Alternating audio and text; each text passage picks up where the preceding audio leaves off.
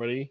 Coach Kurt here with Elvis Collie Fight Team doing another episode 48 of 2 FMA-Nerds Talk About Stuff. My mic is in the wrong place, so hopefully everybody can hear me. Anyways, I'll edit this stuff here afterwards. So I'm bringing it on.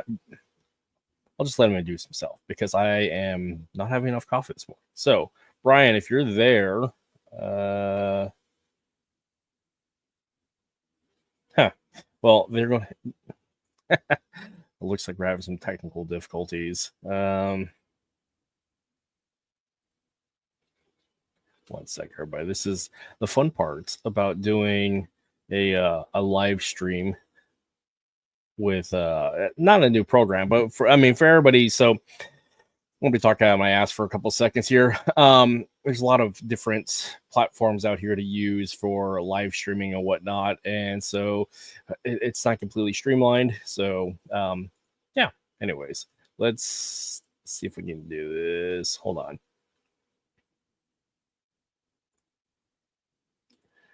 Everybody, we're going to take a quick pause. I'm going to pop up a video for you guys to enjoy because, yeah, we're going to take a quick pause. Anyways, one sec. Let's do this real quick. For any of you who haven't liked or subscribed to the channel, please do so on Spotify. Please do so on YouTube. It's a slow growing process, but it's fun. But yeah, I'm going to pop up a video from Jeff Johnsgaard from a previous episode. So just bear with me here for a sec. It's been one of those kind of mornings. One sec here.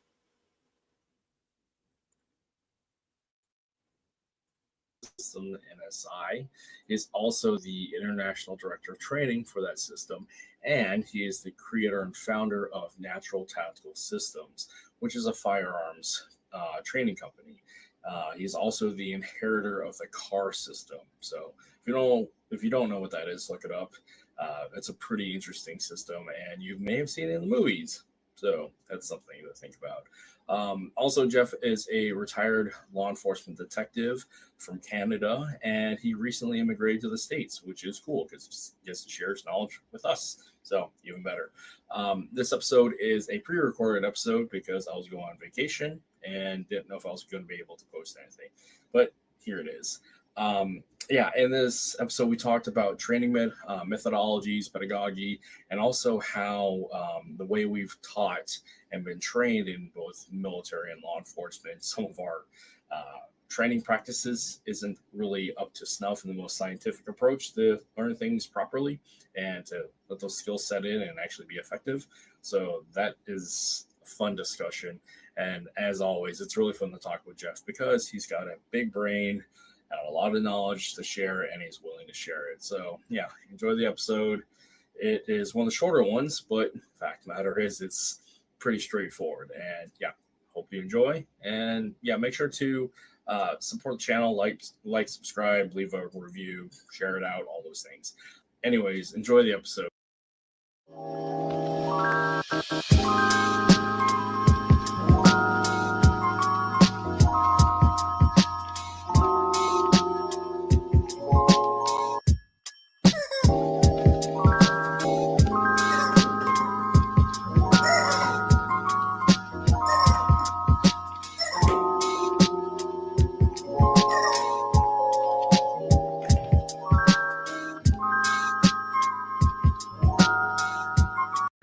And civilian training, and kind of my specialty, although I do certainly do gun stuff and and things like that, close, personal protection and things like that. I work with, quote unquote bodyguard schools or close protection, just all sorts of people. And I have definitely signed a lot of NDAs. So when we get to those topics, I guess I'll be a little more vague and generalized.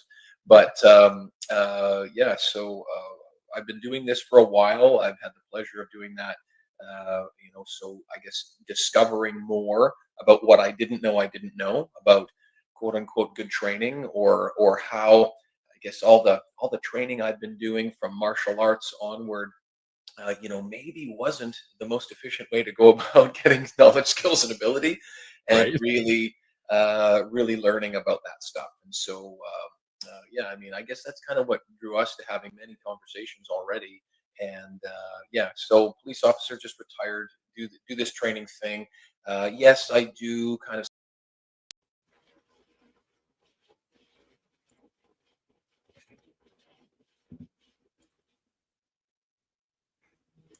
All right, let's try this again. So, anyways, we're back. We're back. Technical difficulties. Great part about doing editing is I'm going to fix this afterwards in post. So, I'm going to bring my guest on here, Brian, and let's just get this started. Good morning, sir. How are you? Good, sir. How are you? Oh, caffeinated, or soon to be better, really caffeinated. So, yeah, a little technical hiccup, but I mean, such is the life. Well, that was me. I use a browser called Brave, and it's pretty locked down. Gotcha. And I couldn't figure out how to appease it, so I went on Chrome. Yeah, that works. Well, here we are, and good morning. Good morning. So, for the sake of my guests here, could you tell me, or tell my guests here, and tell my audience who you are, a little story as to where you came from, and then we'll get into the weeds from there on. Came from my mother. Yes, this is going to be one of those. Did you want to go that far back or no? I mean, so the way this podcast works is I'm all about doing the biographical stories of the people who make up FMA, because if you're an FMAer, you kind of should already know your FMA history. So I'm more about getting to know the people who are in current, who are the living body of FMA, and help provide the future, this beautiful legacy and tapestry that of a thing that we love. But that starts by, let's get to know the people, because we should already know the stories of our GMs and professors and whom and whatever. So anyways, here we are. Amen. Born and raised here in Connecticut, Central Connecticut. Started in the arts in July of '81 in Tracy Kenpo in a local school. And oh boy, 6 months later, my American instructor, Professor Lee Lowery, met Grandmaster Presas. And those two hit it off and became thick as thieves very, very quickly. My instructor, Professor Lee, Sifu Lee at the time, was a natural athlete and had an innate gift in the arts. And if you have ever seen any of the footage from Grandmaster Presas from the 80s, you'll see a husband and wife. You may not know that they're husband and wife, but Jim and Judy Clapp wearing black with red trim, and then a very large black guy also wearing all black. That's Lee Lowery. And I can sum it up in one sentence from Grandmaster Presas. He would call him Sipu, S-I-P-U, because of his language. He said, "Sipu Lee, my God, I show him once and he can do it. No one can do that." So they hit it off really well. So I had a front row seat to not only an amazing American instructor, but at 14 years old, met the formidable Remy Presas. Spent the next, almost 20 years with both of them. Of course, we lose Professor Presas in August of '01. My God, I was 14 years old when I met him. I couldn't even drive to a seminar yet. So as the years went by and I started gaining more independence, started driving and then obviously flying to see him. He came to New England quite often because of those willing to bring him in. Everywhere from Philly, you had Michael Bates and Joe Bridenstine, and Dennis Tostin in Philly, Jim and Judy in Delaware, all the way up to Connecticut. And then in Massachusetts, you had the Valley Women's Group, Valley Women's Martial Arts, Wendy Dragonfire and Janet Alfs bringing him in. They were the first real connection to him here on the East Coast. And then Richard Roy took over the summer camp for about 13 years, the Massachusetts summer camp. A couple people, one in Maine. He made a not so frequent appearance in some of the other New England states, a couple times in Mass. Lauren Therian would bring him into either Mass or Rhode Island. So it was very easy access to the professor on my end throughout the 80s because he was coming to this neck of the woods so frequently. And then as I got older, I started following him. In short, Professor Lowery eventually retired from the arts and is living in the Carolinas, and kept following Professor Presas until the end. And none of us saw it coming. I think he was teaching the 12 strikes, and he was screwing the count up.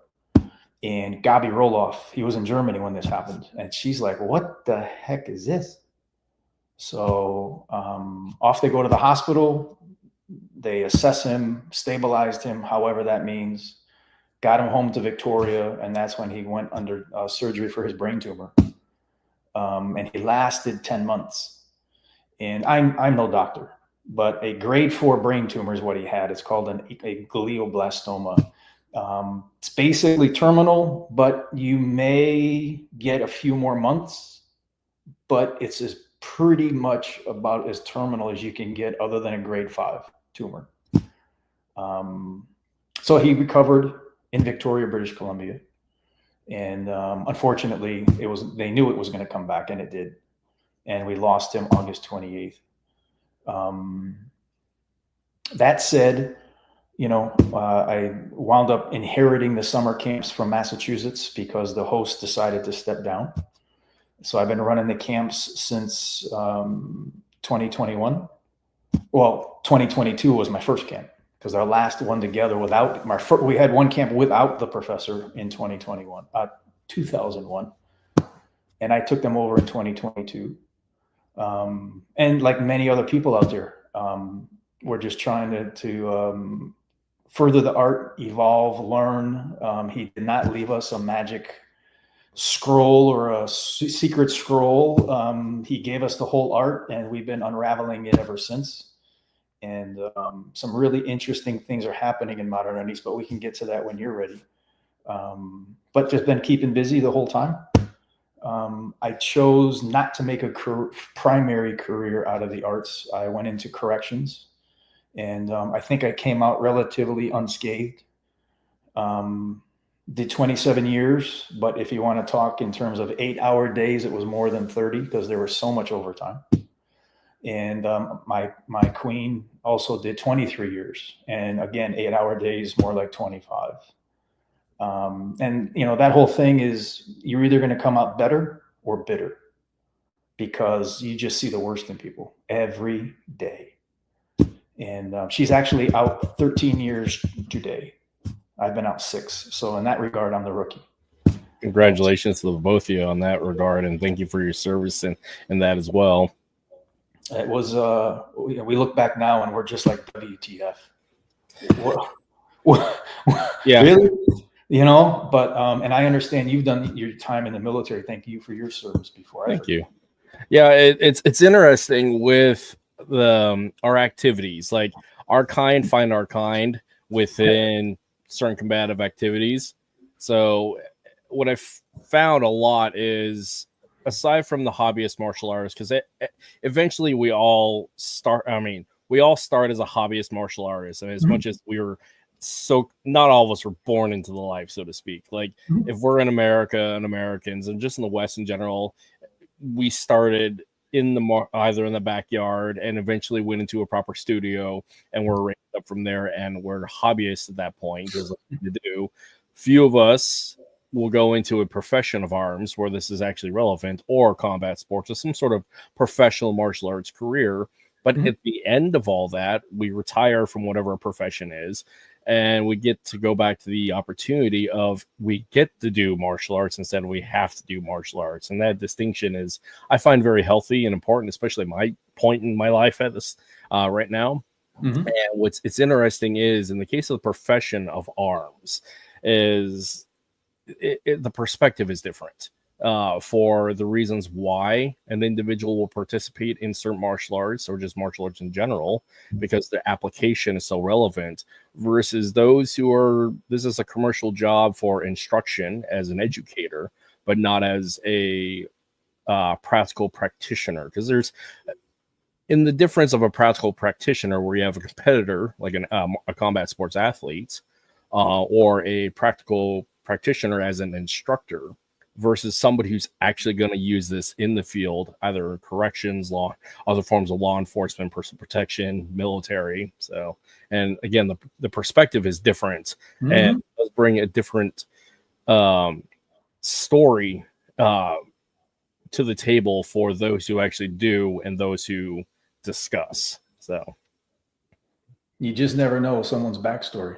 Yeah. And I mean, this is part of why I love this podcast, because I get to figure out, or not figure out, but I get to have the opportunity to sit here and chat with somebody and explain, or to have them explain the reasons why and the reasons why they continue. So what got you into corrections in the first place? Because that's when we talk about a job, an 8-hour job, that is definitely pushing the stone uphill. Yeah.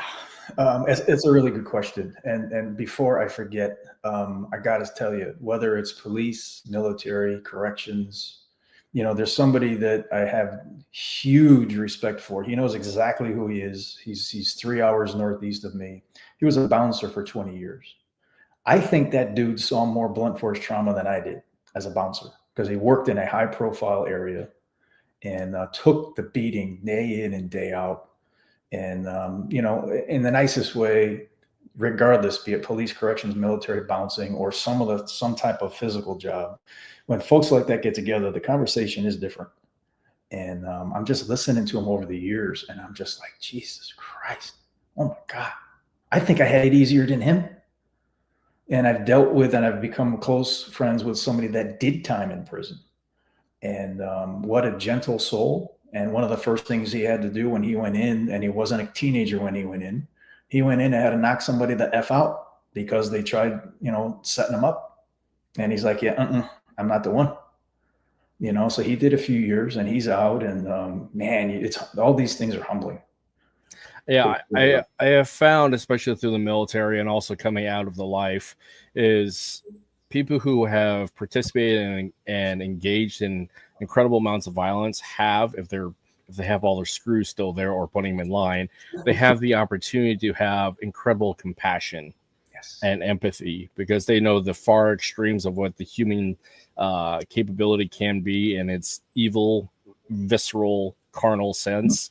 And what makes us deeply human is our compassion, our opportunity to have empathy and hold space for people, for safety and for honesty, and just for a space for people to actually grow and move beyond, again, these primal urges, so to speak, that kept us alive as a species.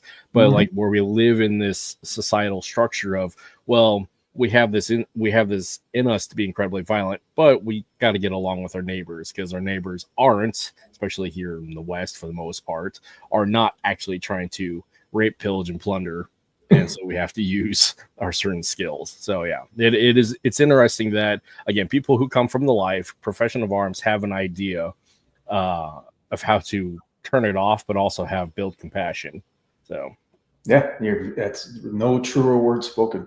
Yeah. And it's very, very obvious when you come across somebody that's figured that out. Yeah. I read something not that long ago. It said the more dangerous we become, the more gentler we must also become. Yeah. And that speaks to exactly what you're talking about. Back to your question, as far as corrections, I was already working for the state of Connecticut, working on the highway, doing highway lighting and literally traffic lighting. By trade, I was an electrician. And it was the same thing every day. Good job, good benefits, but bored out of my mind.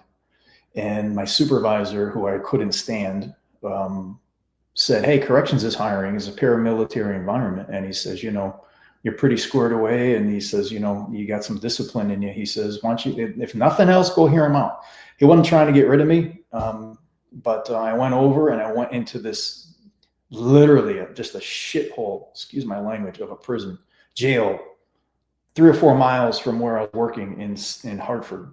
And what the hell possessed me to go into the process, the application process, I don't know, because anybody with any rationale would have been like, oh, hell no.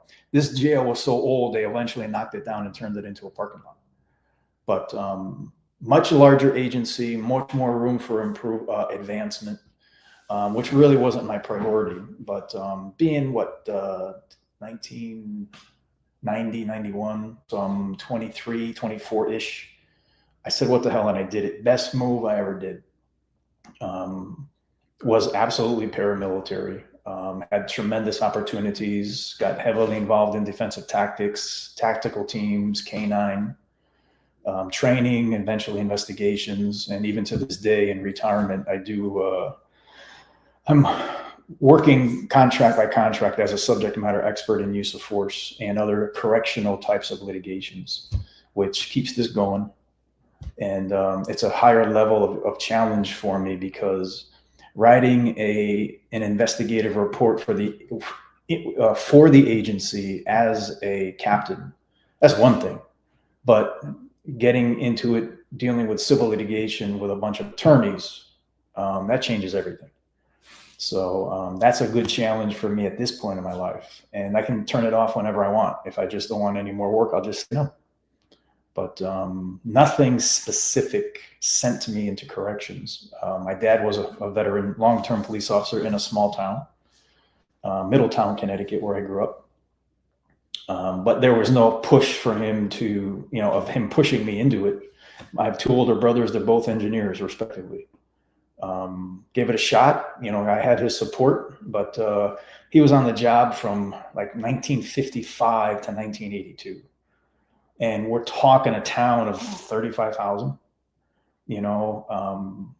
so for him to say, well, I did 27 years as a police officer, you can say like, wow. But are you a police officer in Juneau, Alaska, New York City, Boston, or Jerkwater, USA, where you've never unholstered your gun except for when you requalify every year? There's all details matter. And like I said, this bouncer that I just got nothing but mad respect for. I know two. One's in Florida, one's up here in the Northeast, out of Mass. The stories these guys are telling me in private, I'm like, oh my God, what? I thought I was crazy, But just because someone's been at it for decades doesn't necessarily mean, they've seen more or less than the next person. And then depending in the military, whether you were sent overseas for 1 tour or 2 or 3 or 4 or not, it's details matter, So nothing particular sent me in there. I actually tried for the state police twice, but they're notorious, at least they were notorious, for failing you 2 or 3 times on purpose. They really want to see how bad you want the job. And I'm like, yeah, I'm not playing that game. Too stubborn. As a teenager, I think I processed the first time I was 19. Didn't want to play their game.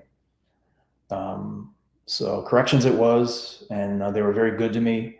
Had a lot of opportunities, and it's, in essence, I've been out 6 years. It's still serving me well. Got to use my skills, and I look back, and I was telling you before, my wife and I, we don't reminisce often because I think we both have some PTSD, but the average corrections officer is not skilled. They're not boxers. They're not martial artists. They're not grapplers. Those are the real heroes. Those are the crazy bastards. I had 10 or 12 years in. Doesn't mean that I had all the answers, but at least I had some blunt force trauma training. These guys are just in there being brave, just with zero fighting skills.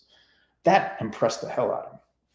So, yeah, So when I was on the Guard, I was part of a cav unit that turned into an infantry battalion, or back into an infantry battalion. But the majority of my platoon here on the peninsula, we have 2 major prisons here on the peninsula. One is a Max Penn in Seward, Alaska. And then we have a state's, which will be like a county level transitionary facility called Wildwood up in Soldotna, Kenai area. And half of my platoon, to include my PL, were guards at this facility. Okay. And this isn't, like I said, it's not a Max Pen, it's not a high security, but they got into a few scraps. And the majority of people here are routine offenders going in because winters are hard. And so they get in, get clean, they get in, get fed, they get in and stay warm for their winter. But when it comes to the violence that they've dealt with there, a lot of it is drug related, mental health related.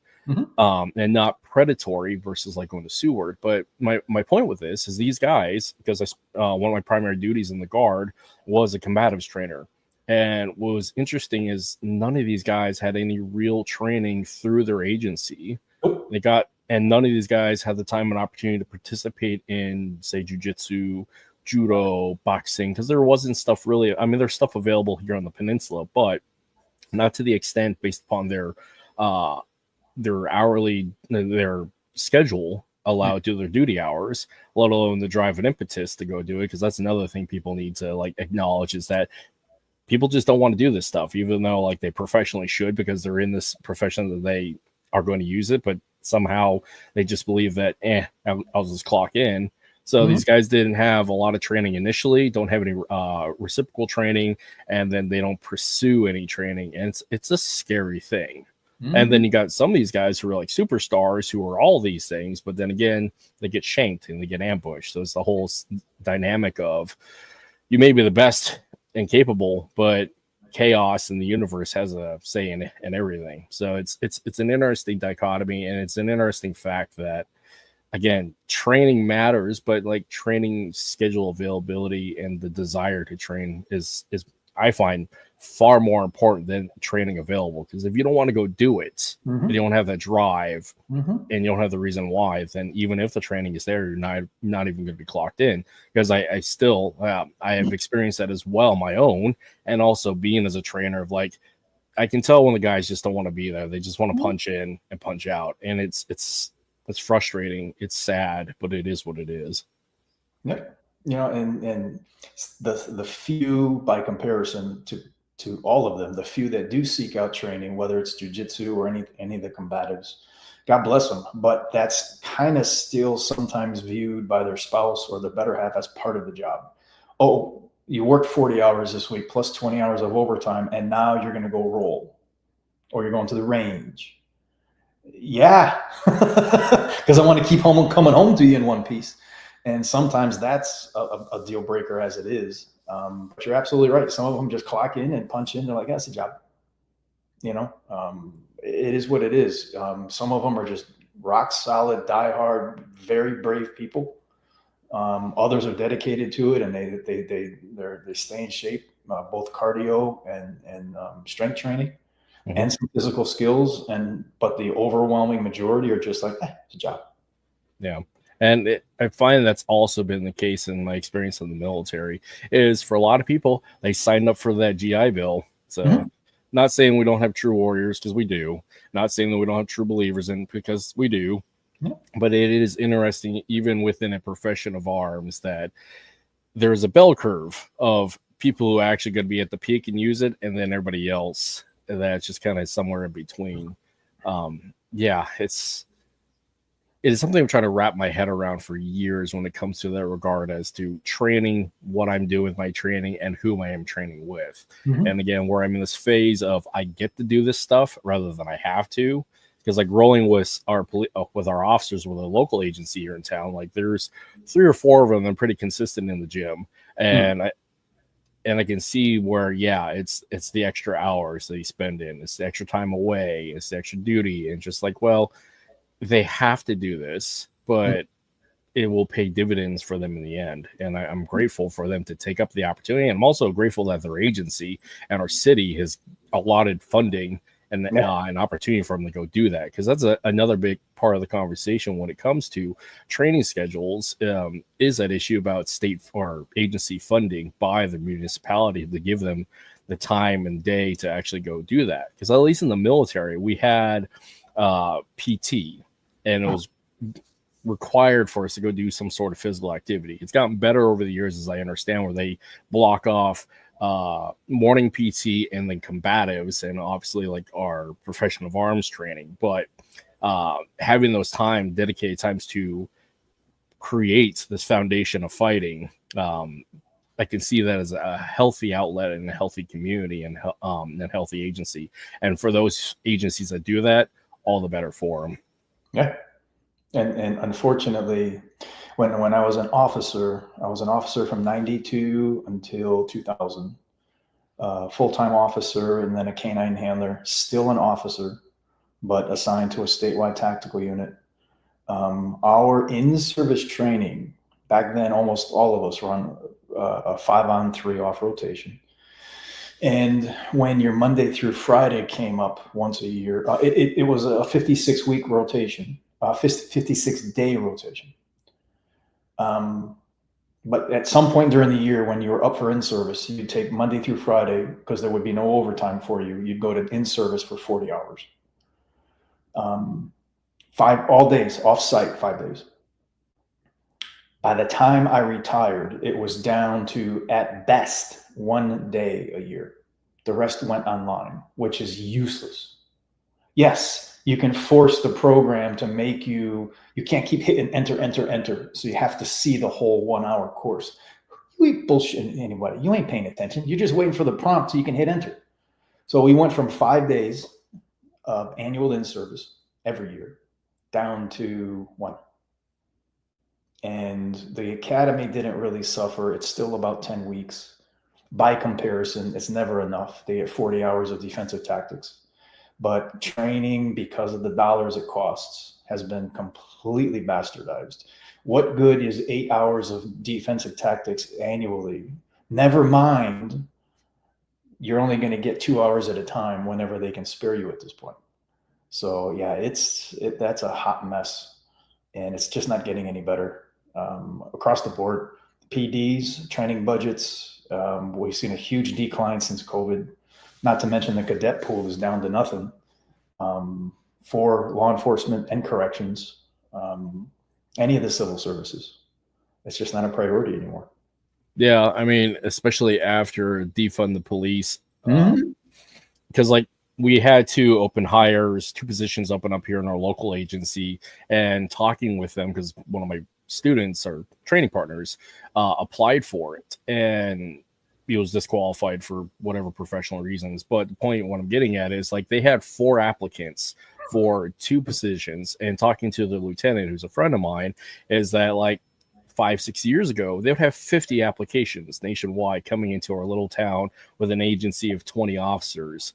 Yep. And just this round of hiring, they had like 4 or 5 maybe. And there's one, like people don't want to do it, obviously, because it's a hard job and the optics are difficult. And 2, like the disqualification of going into law enforcement. Like in my own case, I can't go into law enforcement because my shenanigans as a teenager, and I can't pass the psych test. So there's that, which is odd because I had a TS when I was in the Army, but that's a whole different story. But it is odd for like the self disqualification versus like I don't want to go in law enforcement because, again, the optics and the social viewpoint of it, and it's scary is what it is.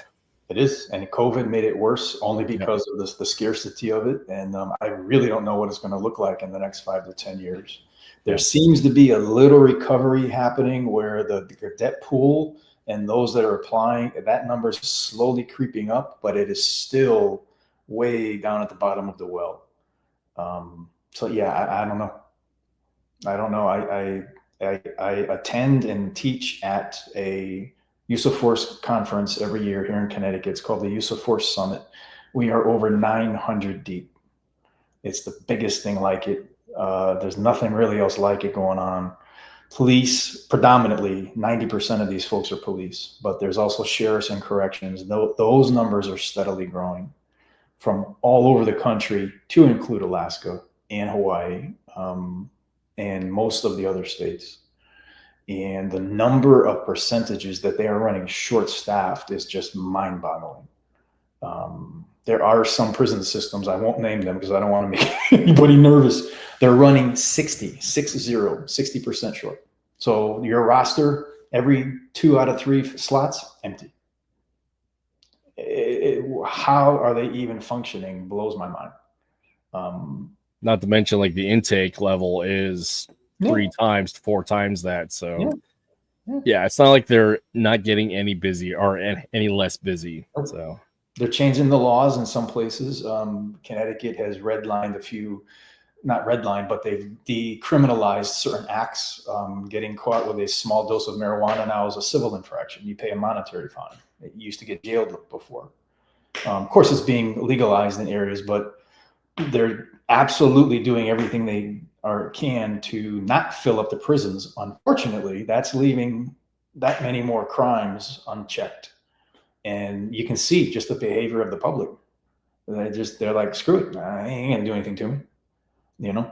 So yeah. And Connecticut isn't a constitutional carry state either. Am I correct? It is now. It used to be open carry. Okay. It is now concealed carry. Okay. Because that leads to another interesting dynamic when it comes to society and culture is, again, the old world adage, an armed society is a polite society. Caveat to that is, in a society that's rampant with unchecked mental health issues, and also criminals, they just check the box in their own category, so they just don't care. They just do whatever. The thought process is like the daily carry Good Samaritan citizen with a firearm can help dissuade certain things, because like up here in Alaska, people tend not to pop off for the potentiality of somebody packing. However, criminals still do criminal things, and people who are mentally unstable will do things as well. So it's an odd dynamic, and then I wonder, and I don't have the statistics, and I need to find, either I need to do the research or just have a conversation with a person where the statistics are in question about concealed or constitutional carry compared to criminality, and the how am I going to phrase this? Is there a balance between constitutional carry and criminality, and mitigating that? Because people, I mean, again, an armed society is a polite society, but is it really? So, and no matter what we do, the criminals are not going to abide by the laws. Yeah. So, what is the proper response overall as a society? Breaking into a home in Connecticut is one thing. Try that in Texas or Alaska. It's different. Yep. So I don't know. I don't know if we'll ever have those answers. Yeah, I mean, it's interesting in the case of the commentary about society is the use of force and the use of violence helps comply people to maintain social norms and social contracts. Caveat to that is, again, criminals do criminal things, but violent criminals, understand the language of violence. So they're, as a predator, as a human predator, they go after the easy target. And again, the idea of potentially packing, that's not an easy target. However, we've seen consistently in these constitutional carry states, I hate to turn this into a 2A conversation, but it's relevant to our field as practitioners, is like you have people who carry, but they're untrained, people who carry that clearly don't train, and they have this reliance on the tool and the lack of skill sets to protect them and have this perception of safety. And this is in the case of, back to the segue of martial arts, especially FMA, we run into this scary dynamic of, we do these wonderful knife drills, we do stick drills, we do all these things in a safe training environment without any real risk of injury and that mindset shift into a predatory violent state. And so there's this illusion of skill transference, the Dunning-Kruger effect, so to speak. And it also runs into a scary dynamic of FMAers, or just martial artists, but in case of FMAers are caught off guard and they try to apply their skills and they come up short catastrophically. Yeah, there's a course that you might be interested in. Unfortunately, it's not cheap. It's a company called Force Science. Yeah, there's a bunch of PhDs out of Minnesota. Well, the founder, Bill Lewinsky, I call him Sensei because he studied in the 50s and 60s and 70s. Yep. Real good guy, dedicated, pushing 80 years old, still pushing the envelope in his research. And they study high stress inoculation affects on the body, basically offers or involve shootings. It's a 1-week course. I almost lost my ever-loving mind because you're in lectures all day. You have a case assigned to you in groups of 4 that you have to crack. And you have homework every night because there's a pass or fail test on Thursday, and you have to do a short presentation on Friday.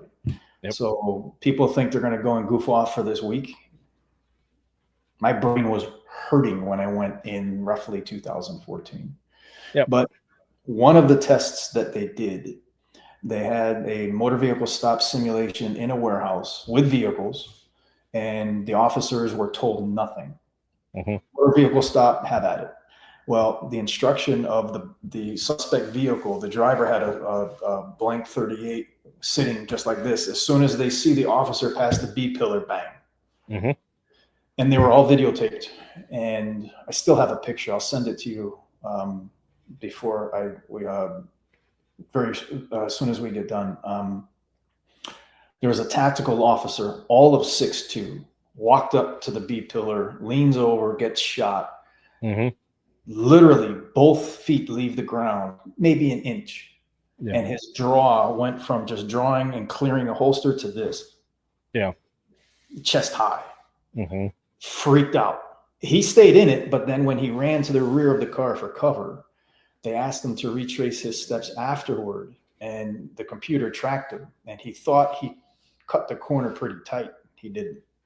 Yeah. So here's a highly trained tactical officer that just, in terms of his reaction, was not what we expected, because it was literally walk up and get shot dead. Yeah. Only 2 or 3 officers.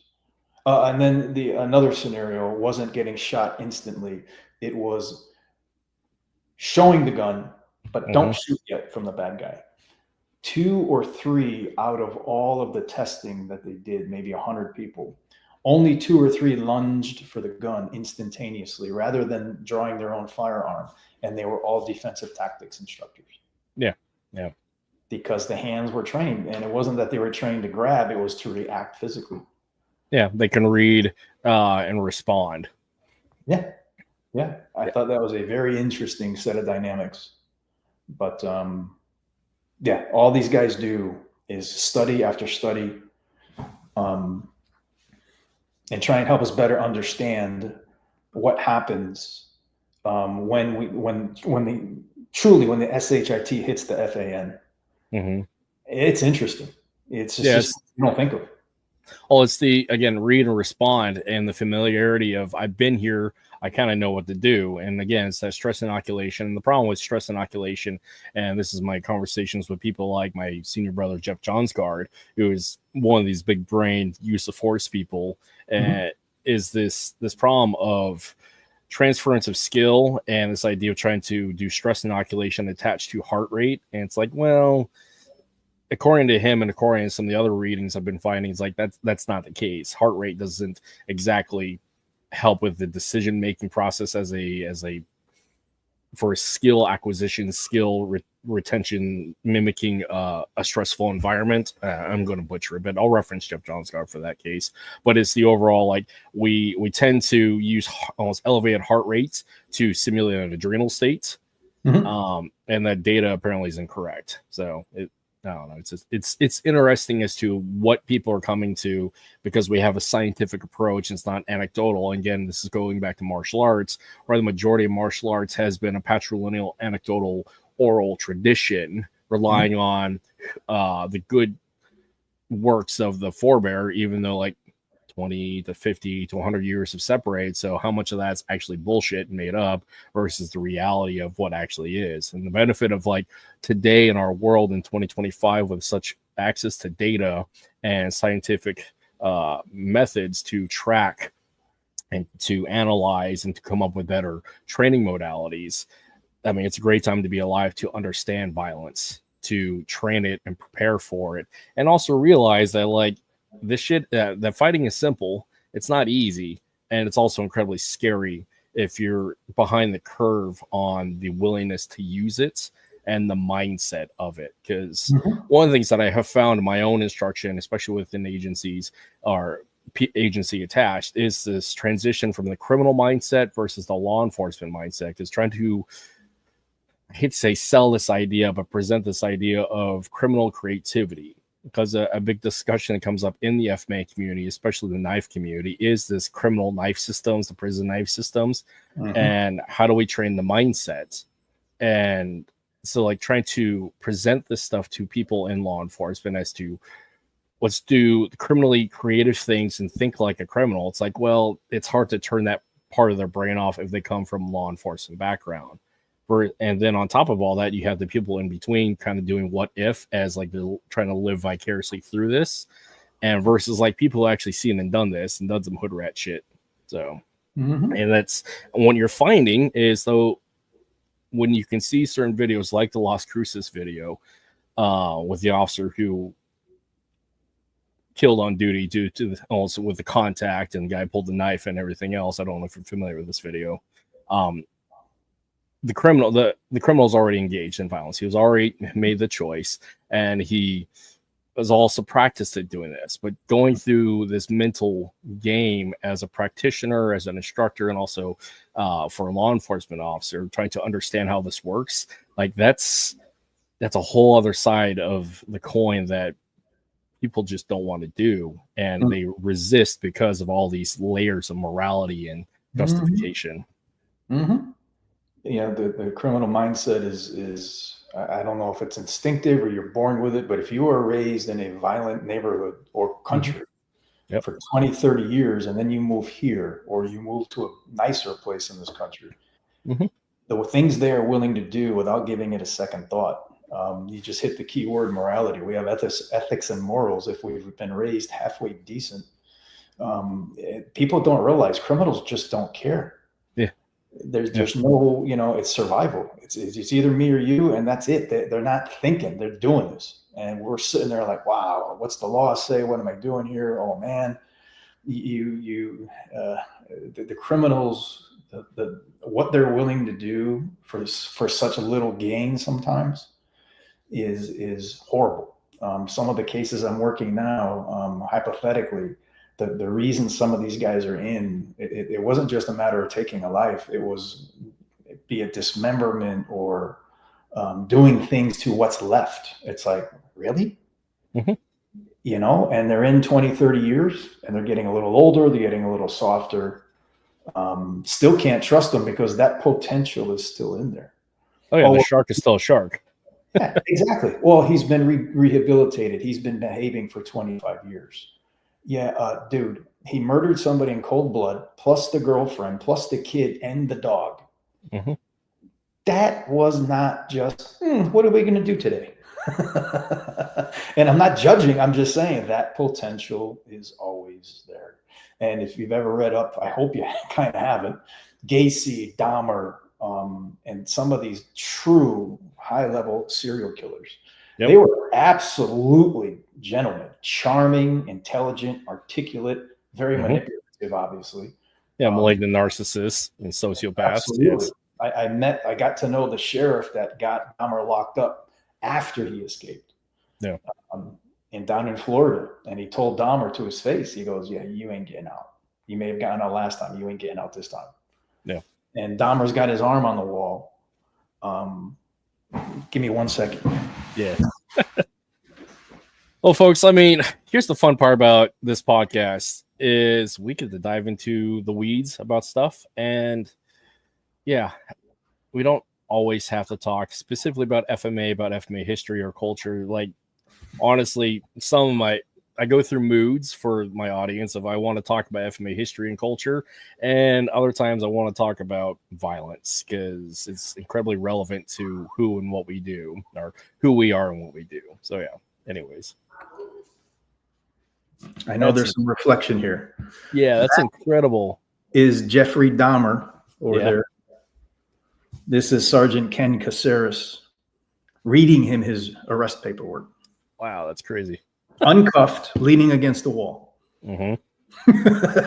This was 78, 77. Yeah. We actually convinced the sheriff to do a presentation on this situation. And by now, my God, the sheriff he's testified as an expert in all 50 states, an amazing resume, on the job for decades. But they finally sweet-talked him into doing a presentation at this annual use of force conference on Dahmer. And I can't imagine the stories that he has. I've sat with him a few times, but it doesn't get much worse than that. And yet this guy was the nicest going, articulate, intelligent, manipulative predator. I don't even remember how many victims he had. He had a lot. But the sociopathic behavior is scary because the human mind is an amazing tool, but sometimes it comes in broken, or sometimes we break it. Yeah. But when you take a good person and put them in a situation with a very bad person, one's going to be morally conscientious. The other one's not. No. And you can't train somebody to be morally absent. You either have morals and ethics or you don't. And it's not that easy, but I've seen it time and time again. And that's when as the years went by, I'm walking out of the prison amongst all these folks that have zero fighting skills. And I'm like, you guys are men and women. You're as brave as they come. Oh my God. Either that or you're just crazy. Yeah.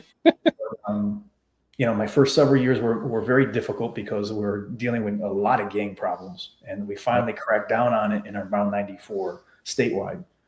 But a lot of battles. You almost did some push-ups every day before roll call at 3:30 in the afternoon, because as soon as you go in, you're probably going to be rolling around. Yep.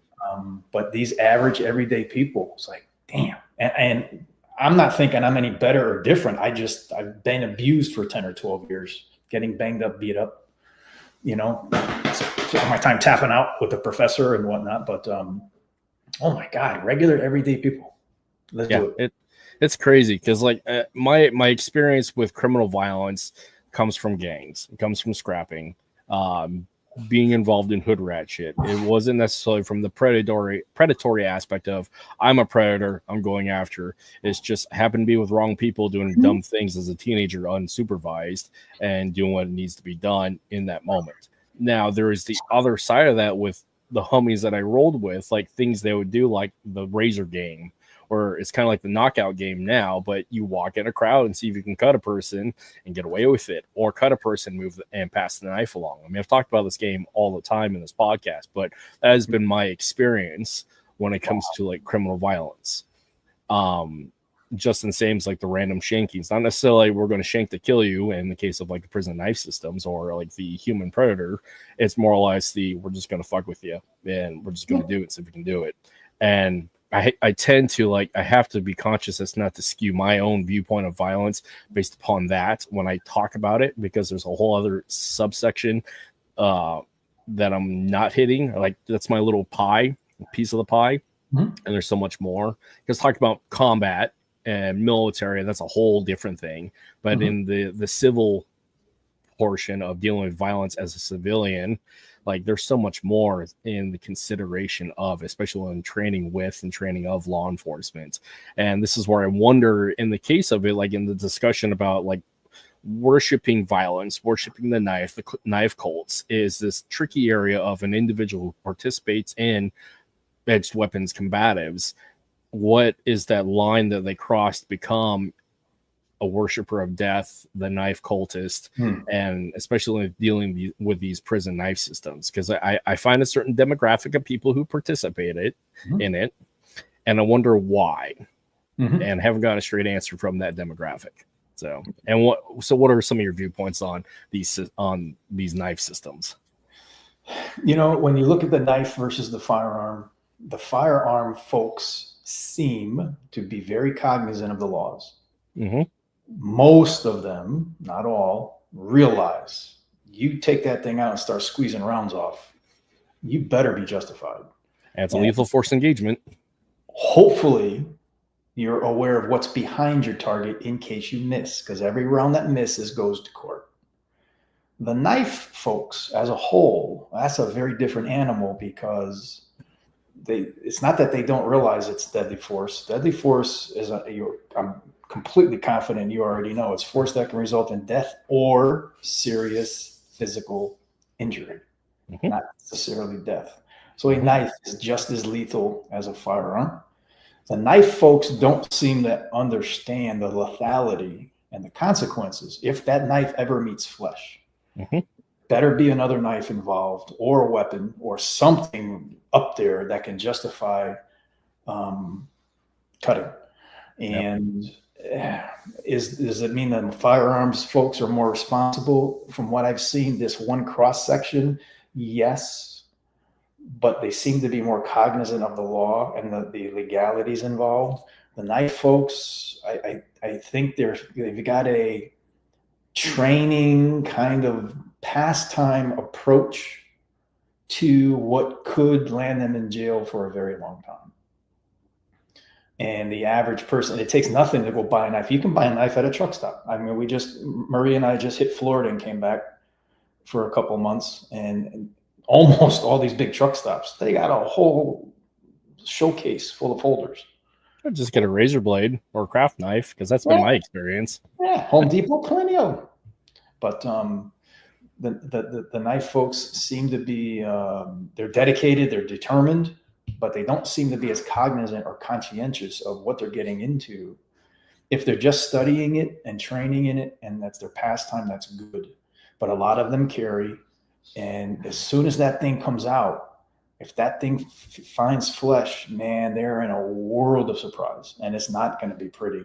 You know, on occasion, as I'm sure you see some of these forums, there's some really good challenging questions out there.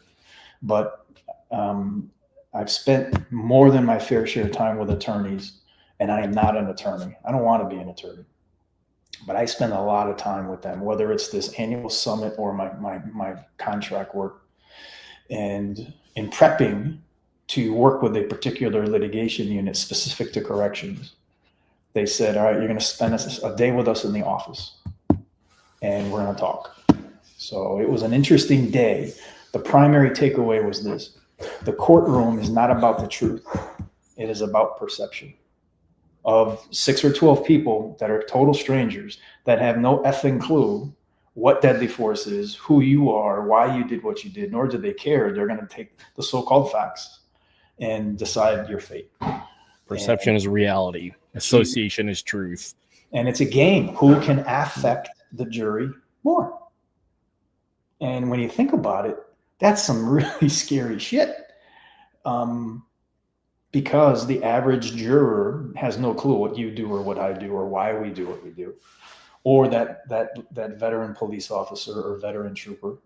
I'll give you a great case instance of what just happened this week, literally within the last 7 days. There's a lady, she was 55. She worked for the prisons. Her job was to handle inmate files. She's called a records specialist. That's all she does. She doesn't go into the prison. She's out front. Been doing this over 25 years. She's getting divorced. They decide to sell the house. They have a son. Let's just say he's 30. He was in his 30s. She's already moved out of the house, living with her son over there. The father is moving out of the actual house. So the son goes over to help him. The son has a friend of the same age helping. For whatever reason, mom shows up. Mom and dad start verbally arguing. Dad shoots and kills mom. Son gets involved, tries to intervene. Dad shoots and kills his own son. The son's friend is a licensed to carry firearm owner. Took it out and drops and kills dad. The police show up and they're like, what the fuck? What? Nobody move. It took them forever to figure this one out. And imagine the trauma, the drama, the PTSD that this survivor is going to have for the rest of his life. He lost his friend, his mother, and he had to take a life. And I'm not going to ask you because it's none of my business. I've never taken a life. But for those that did, even if it was 100% justified, you still have to live with the fact that you took a life. That's not good. And they did a lot of studies out of Vietnam where these soldiers were getting shot at, and they interviewed them ad nauseum. Some of them couldn't bring themselves to accurately return fire because they didn't want to kill somebody, even though they're being shot at. And yet there were others that said, well, can we ask you some questions? They were a sniper. What did you feel when you knowingly shot and killed somebody? Recoil of the rifle. So you got two totally different animals there. But they said you would be amazed. I had the privilege of meeting Lieutenant Colonel David Grossman. Nice. Who's a firecracker. Mm-hmm. And he said we can work with almost anyone with PTSD to a certain level of success. But understand that those men that couldn't even return fire knowing they were being shot at, there's only so much you can do there. and they're Well, going to it's carry that trauma with them their whole life.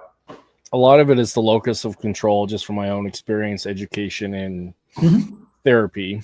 Is again, you have I'm going to say it, special operations, combat arms, like go-getters, pipe hitters. That's what they're there for. They're America's acceptable sociopaths. They're put on a pedestal of like, we want you to do this because we need you to be wolves, not sheepdogs, wolves. You need to go on the hunt. You need to go kill the enemy. That's your job. Break in case of war. Now, bear in mind, a lot of these individuals, we got some very public social media people that are in question about their valor and whatnot. But the fact is, you can tell they like this stuff. They went in specifically to go do this. That's not normal.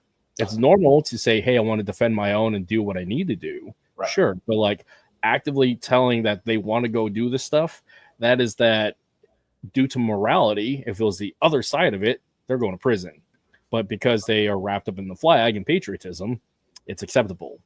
Right. So where everybody in between, though, the majority, because these are two extreme points on the shoehorn here, everybody caught in the middle is like, they're doing this because it's a job. They're doing this because they're called to serve. They're doing this because they have this desire to do something, but they aren't part of that 1% of either side. So again, the locus of control of they're reacting to contact, they're reacting to the situation. They may have to do this. The reasons why are specific to, a code of honor, loyalty, and oath, whatever the training, but they're what I call not necessarily true believers in that regard. And we got true believers that for on the scale of morality and perspective that are acceptable, and then we got the unacceptable. And it's interesting in dealing with, again, with PTSD and combat related and violence related PTSD is the majority of people that had it happen to them, in my experience and even in my own, is just like you carry that because it happened to you, because the locus of control was not yours, versus you're going to go hit a target. You're already there. You already know, and you prepped for it, and you made the decision to engage at that level of violence and lethality versus having it happen to you. Yeah, and that's what spectrum.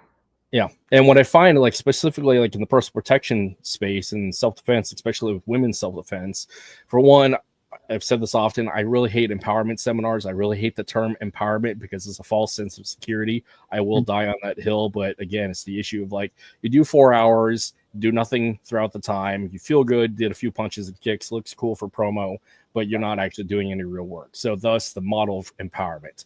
You see that also in men's self-defense seminars or personal protection. You see that model everywhere, and I'm disgusted by it. Yes, it's better than nothing, but the purpose behind it is not serving for the long term.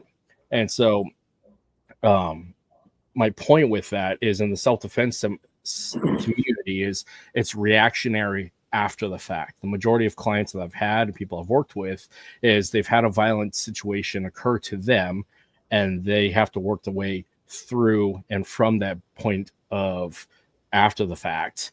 And that ends up being harder in general because you have to work through their trauma.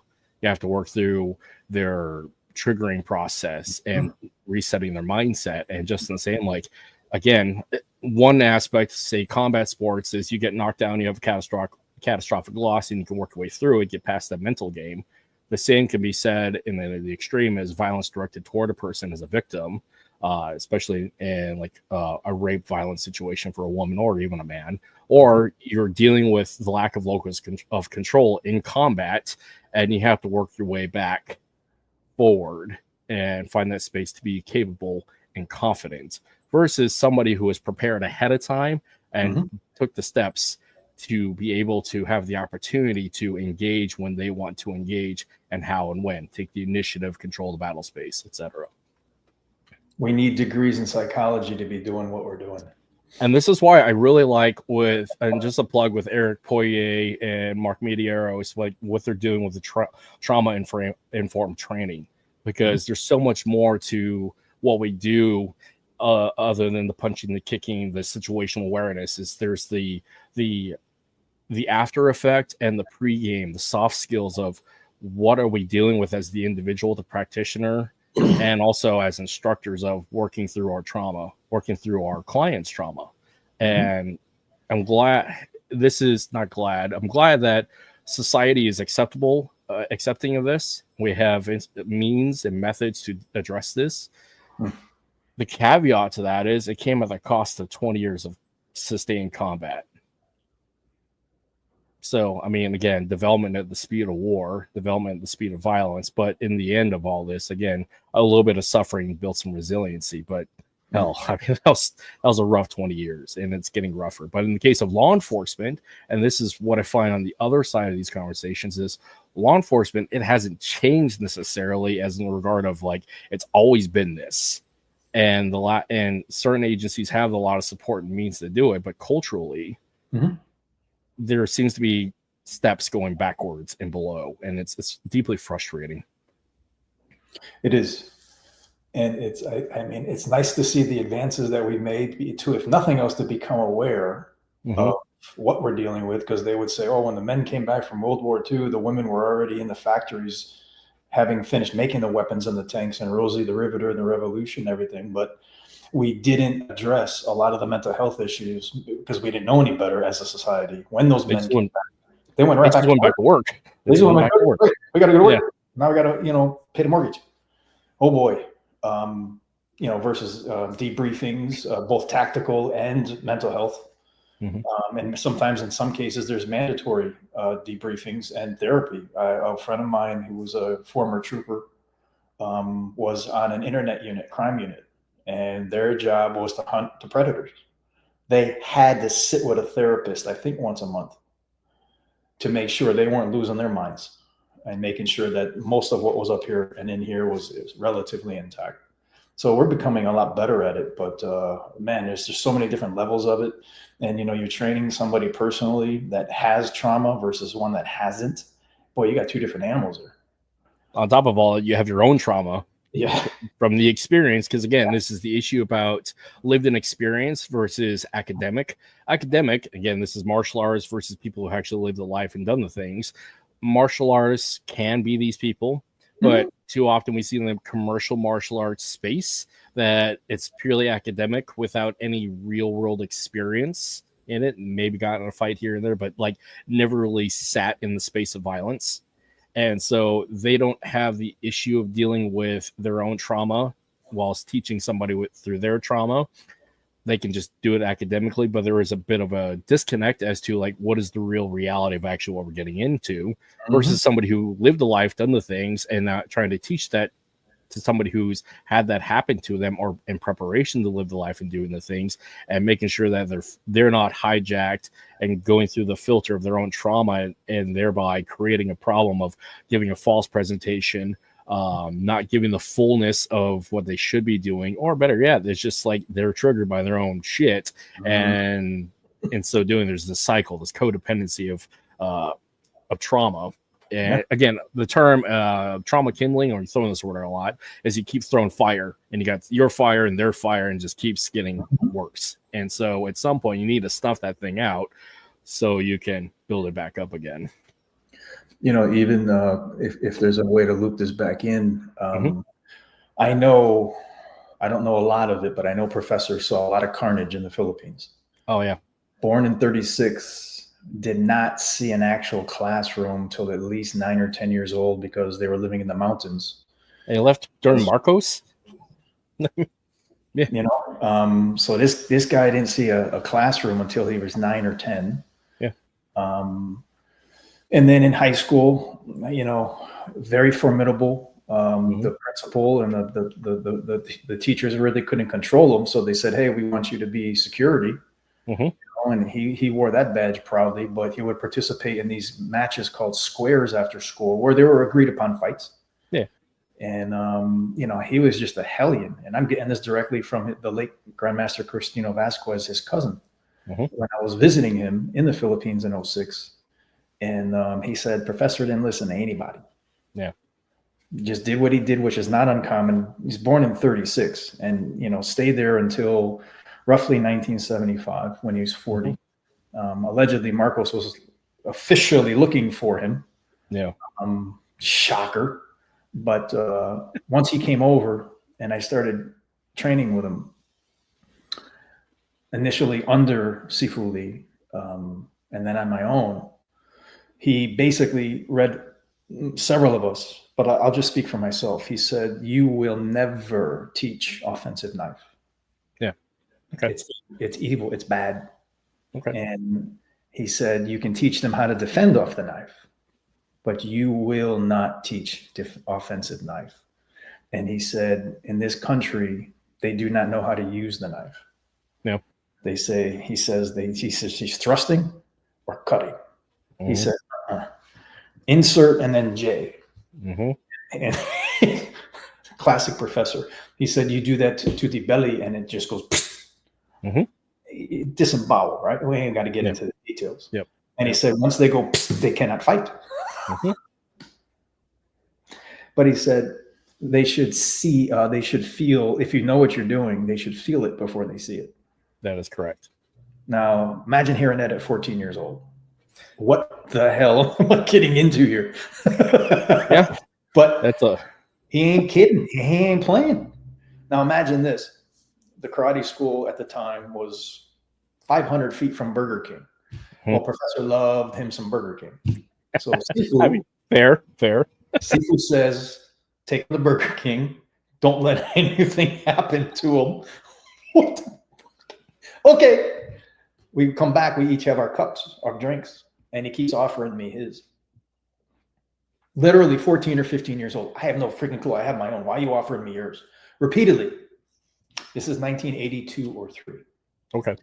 Marcos is still in power until the People's Power Revolution of 1986. I have a story about that for later, but I can share it. I've shared it on here, but I can share it to you later. So we get back, and I can't wait to ask Sifu why he did that. Why he keep offering me his drink? I got my own. So eventually, Professor Presas leaves town. He goes off to his next seminar because he would come to visit Sifu Lee several times a year and stay for a few days. And I still remember the look on his face. He looked at me. He looks away like he don't want to answer, and he looks back. He said he wanted to make sure his drink was safe. Yeah. Country's still at war. Yeah. And I'm looking at him like, that's kind of fucked up. Yeah. But he's still in the Philippines. Yeah. And he's been here 6-7 years at that point. And when he got on the mat and somebody showed up with a camera, the pupils constricted. Mm-hmm. At the Victoria video shoot, September 1998. Oh my God. I was really the only one that was asked to be there that had trained with him in the 80s. Everyone else was there training with him maybe 5 or 6 years. And so this is 1998. And they're all looking at me like, why does he look so mad? I said, he's not mad. He's about to flex in front of that camera. And it's going to suck to be us. Because he had that look right. I mean, if you want to talk about, and I'm sure with your military background, you've heard of the 1,000-yard stare and that look when you just know what's coming. You don't need the narrative.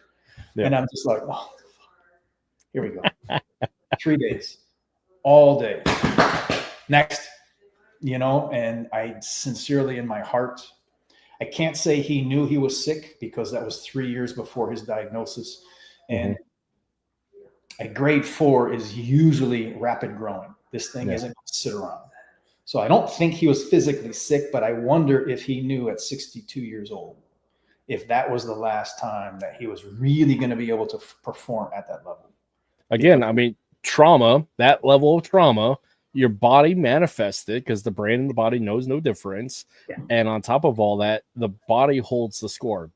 Incredibly important book for people to read about trauma informed and what your body does in the response to PTS. And like that level of trauma that he dealt with, both recipient and participant, it's going to come out somehow. Yeah. So that's incredible. And again, like somebody lives in their own body and so in tune of it, they kind of know what's going on with them. Even if they don't know scientifically, they know something's wrong. He let it rip for 3 days. Yep. And now I'm flying home to Connecticut with a very near and dear friend of mine, Larry Roca. Larry was probably one of the biggest, burliest guys in the video with the curly hair. Mhm. I went to do the air vent on the plane because it was hot. Glass breaking by the time I got to here. I couldn't. I was so sore at 31 years old. I'm looking at it like, you know what? Fuck it. I'm just going to sweat. Yeah. That's how bad it was. And that lasted a good couple of days. But you know what? I still I still watch them once in a while to just to reminisce. And even though it's a little painful, it was an honor to do it. But I had never seen him do that for that long. Yeah. I had seen spurts, but I swear he knew this was the last time that he was really going to be able to let it rip. Yeah. And boy, did he let it rip. But no, I guess when you do a video, you're supposed to have like a storyboard and kind of an outline. Yeah, there was none of that shit. No, you're just like, come here, boy. Here we go. Film crew, they're ready. They're running 2 different cameras. Yeah. And they changed tapes. It was still tapes back then, 1998. Every 30 minutes, they had a switch. But he just was completely spontaneous. And at the end of the weekend, we're crawling out of there. And who's walking in? Some guy named Ray Dionaldo. Oh, yeah. Yeah. Professor left the camera crew in place and let Ray pick up where he left off. I have this video. I love this video. And that was my first meeting with Ray. We literally met like this. Well, I was crawling. He was walking. So I was probably looking up. But got to cross paths with him a couple of more times over the years. And now he's one of the instructor legacy camp instructors. And, but that's talk about how do you say when you support somebody, giving someone a stepping stone. Those cameras were left. He rented an Aikido dojo for the weekend in Victoria. And he left everything in place when he knew he was done. Actually, he did go back Monday. But one of those evenings, Saturday or Sunday, he set it up for Ray. That's awesome. And look how well traveled and well liked Ray is. At this point. We're the same age. He and I are months apart. And humble as they come. He'll tell you he was not so humble years ago, but as one isn't. Really, young man. Yeah, well, we all go through it. But that was, I never forgot that chance meeting.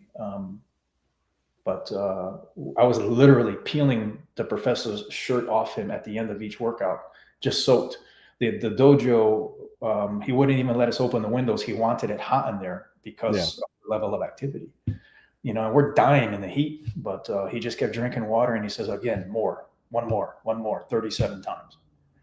But I wish I was smart enough to ask for a copy of the unedited video. But I wasn't thinking that way at the time. I mean, you're too busy getting beat up. So, I mean, it's got to be out there somewhere, hopefully, in the universe. Well, no, because what he did is I don't even think the film studio is intact anymore. Once they edited, I think the orders were given to nix the leftovers. The leftovers never left the studio. Oh, that sucks. Everything cut. It was a professional film crew. But about 15 videos came out of it. But classic Professor, one was 30 minutes, one was 50. There was no symmetry, But what I find interesting is you watch him from the 80s teaching the classics and the traditionals. And then you watch those Victoria tapes and you see a very different, much more efficient, older artist, but the thunder was still there. Oh yeah. Just totally not repackaged, but efficient, streamlined, and hard to put it in words. But taking everything that he was doing and then really made it a part of the flow, and then entered into the left side of the tappy tappy and the corridas. It's almost, and this just recently came up on a discussion on Facebook. We almost relearned and how it took everything in the 80s and put it into the flow that he gave us in the 90s. Yeah. And he was so fluid with this stuff. The tricky part was he'd show you something and he'd show it to you a few times, but he wouldn't really break it down and narrate it for you. Yeah. You'd get the reps with him, And you hope to see him again. Hopefully he did it again. Of course, he'll do it and then do a variation of it. So he was not a picture perfect instructor in terms of how he taught.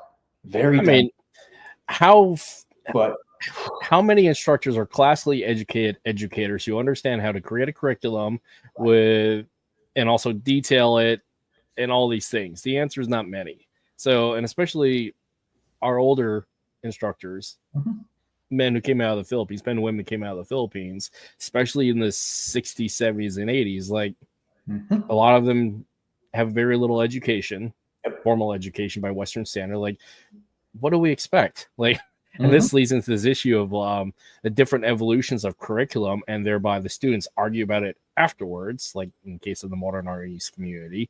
It's like people need to look at that filter and actually have that like critical viewpoint of like, well, not classically educated, not classically trained educator, therefore curriculum is kind of made through the perspective and filter of those who are watching, listening, trying to understand and explain through a language barrier and age barrier. And there's different evolutions based upon what the man liked to do at the time. And so and you have different generations of people who trained. And this is in my observation of the Modern Arnis community. I'm part of it, but not to the extent of some others. But it's like, this is where you see a lot of the tribal conflict in different camps of whose curriculum at what point is more valid than the other. And it's interesting to observe. It is. We had, it's been very interesting in Modern Arnis since COVID. In 2020, I wanted to bring in 2 big names. Normally, I only bring in 1, and I do it every 6 months. And I said, you know what? What if I bring in 2? My queen and I are very, very tremendous mutual respect. We both have an eye twitch, and we know how to deal with it. But I said, hey, I'm going to bring in A and B. She knew them both. She goes, I think we'll be okay because there's expenses involved. And I said, I do. Well, it got canceled because of COVID. I rebooked for 2021 instantly a year later. So we're talking October. But the difference now is 2021 is the 20th anniversary of us losing him. So now I'm thinking, I keep hearing, and when you're looking at me, you got a warrior sage on one shoulder and a prison captain on the other. It sucks to be you if you get this one, but something's telling me bring more. So I got a phone call from another big name. He said, hey, you're bringing in so-and-so and so-and-so. I said, yep. He goes, well, that makes 3 of you. That's a weird number. What? Let me guess. You're free that weekend. Well, I am. Let me self-invite myself. Now we're up to 3 plus me. And I usually don't count myself in the instructor roster. And then I had a conversation with Chris's dad. We wound up talking about a different thing that led to that, to me saying, hey, what you doing on such and such a date? And added him. And then there were 2 others that I felt I needed to bring. So the 2 went from 2 to 6. And every time I added, I went back to Maria. And I'm like, hey, after the 3rd one, she's like, what? Jesus Christ, what? Tell me when you're done and you have a number. But if you think this will work, it will. Let's just do it. Because I told her many years ago, we've been married 21 years. Congratulations, by the way. Thank you. Add another couple. And I said, listen, this is what you married. You didn't marry a white belt. You married a lifer. And it's just the role I'm playing here. This is my job in terms of this is what I owe from, everything that's been given to me. I'm trying to give it back. So the camp happens, the tribute camp. It's wonderful. Long story short, the comments after the camp were not, are we doing another one? It was when. Oh, that's cool. I committed to every other year so that it doesn't get too common and hopefully every other year would result in greater attendance. And long term, I said, the tribute camp was kind of a one-off for obvious reasons. So I needed to change the name. So myself, the master of Tappy Tappy, Roland Rivera out of the Carolinas, we came up with Modern Arnis World Legacy Camp. And it fit. 2023, great turnout.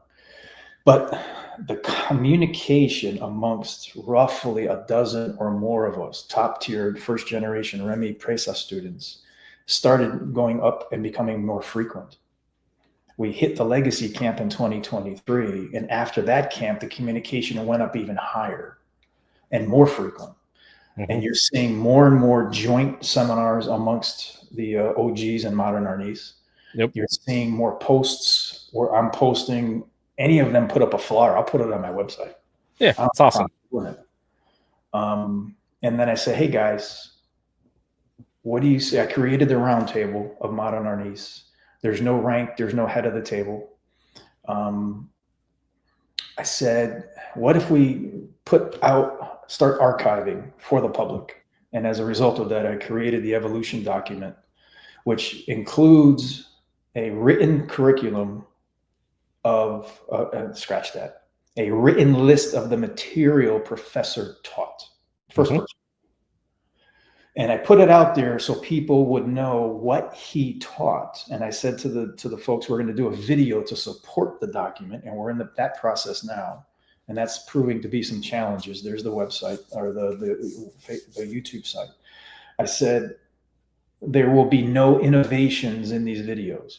It's only going to support the list of materials that we got from him first person.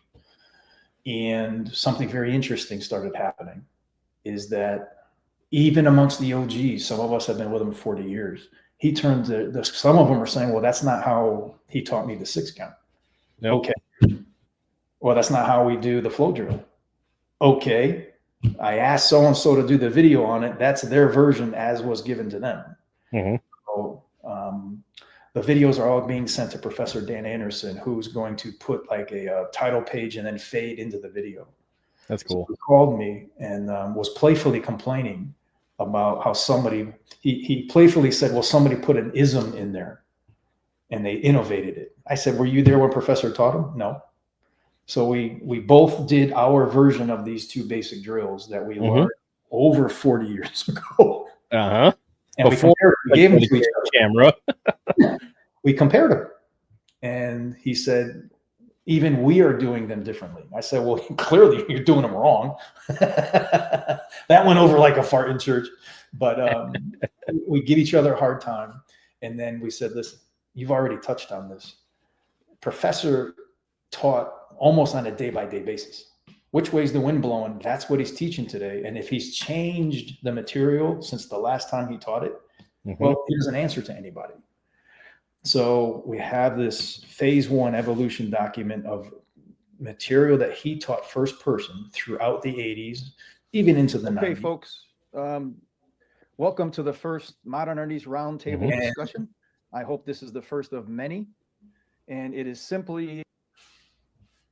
Then we have the second phase, which will be the video to support the document. Phase 3 is going to be taking one piece at a time, one bullet, and just letting all of the OGs let it rip. If they've innovated single Sinawali or the flow drill or the left to right tappy tappy, they're all stops are being taken out so people can see what professor taught first person at whatever point in time. And then see these innovations and see the true power and depth of Modern Arnis. And what this is creating is a much more frequent, high-level interaction amongst about 15 of us. And it's a privilege, truly a privilege, to be able to call these guys and girls and say, hey, Legacy Camp 2027, you in? Hell yeah, I'm in. They don't even ask questions anymore. Hey, I need you to do a video on this, and this for the evolution project. Okay, how long do I have? A month, 2, whatever. I think what's happened, he's been gone since August 01. Everyone's a little older, 24 years older. They're all doing their thing. They've all been doing their thing. They're willing to continue to keep doing what they're doing, but come together under that logo I sent you, which doesn't have any writing on purpose. I'm not starting another association or organization because we all know that's a shitstorm. I said, why don't, roughly the round table is, I think, 16 deep. Why don't we just keep doing everything we're doing and yet work together? We created a website, modernarnisroundtable.com, where people can go to link to those YouTube videos you just posted, the evolution document. So it's a really good one-stop source for everything that's going on in Modern Arnis. And that may wind up piquing someone's interest to reach out to one of these instructors and say, hey, I'm up in your area. You're in my area. Can I come see you for a private? Or, can you do a seminar? Absolutely. Yeah. You've got all four corners of the country represented, although not so much in the Southwest. But you have Dan and Kelly up in the Northwest. That's my area. Yep. In Northeast, you got my God, Bram and Chad and Bruce in Florida. Roland's in North Carolina. Dieter's over in Germany. Bambit and Renee are in the Philippines. Modern Arnis, at least here in the West, has never been stronger since COVID. It just unfortunately took us a whole long time to just calm down and just say, whoa, we can keep doing what we're doing, but we can also openly and publicly work together. And there's no argument over a unified curriculum. Let's just throw a list up of what Professor taught for those that never met him. Yeah. And, let's say somebody comes to the legacy camp and they've been training without really a specific instructor and they want to test. Well, we need to see what you've been using for curriculum. And if it's a decent representation of the professor, because some of us were with him for many, many years, we can really get a good feel for where you're at, what you're doing, and, kind of assess and see where you're at. Because when Professor passed, the entire hierarchy went with him because he was the entire hierarchy. Yeah. He's a one-man operation, and unfortunately, it's a single-point failure. And unfortunately, it took 20 years in the nicest way for all of us to just really come together and just calm down. But I'll tell you what, be able to call any of these folks and say, hey, this is my next idea. I very seldom hear a no, unless someone's really busy professionally or they got health issues. Datu Kelly Warden can't travel cross country anymore. So I try to zoom him in to have a meet and greet with the camp whenever I can. As with Bambit and Renee, I'm hoping to get both of them over here at some point, but that's a whole nother mess, especially now with all things visa and things US, but lots of connectivity at the top with Modern Arnis. It's unfortunate it took so long, but they're hungry for it. I mean, the service that you and your peers are doing it's serving the community and makes FMA and Modern Arnis better for the community. It's not self-serving. It's sacrifice. It's giving of. There, obviously, in the world, there are people who are self-serving because they got to put bread on the table. I get it. I understand the hustle. You got to do it. But there's a point of at the cost of both the legacy, the tradition, and the community to prop themselves up. And that, again, there's recent, and we've talked about this, people have been talking about this, there's an issue of a certain section of the community that is doing just that.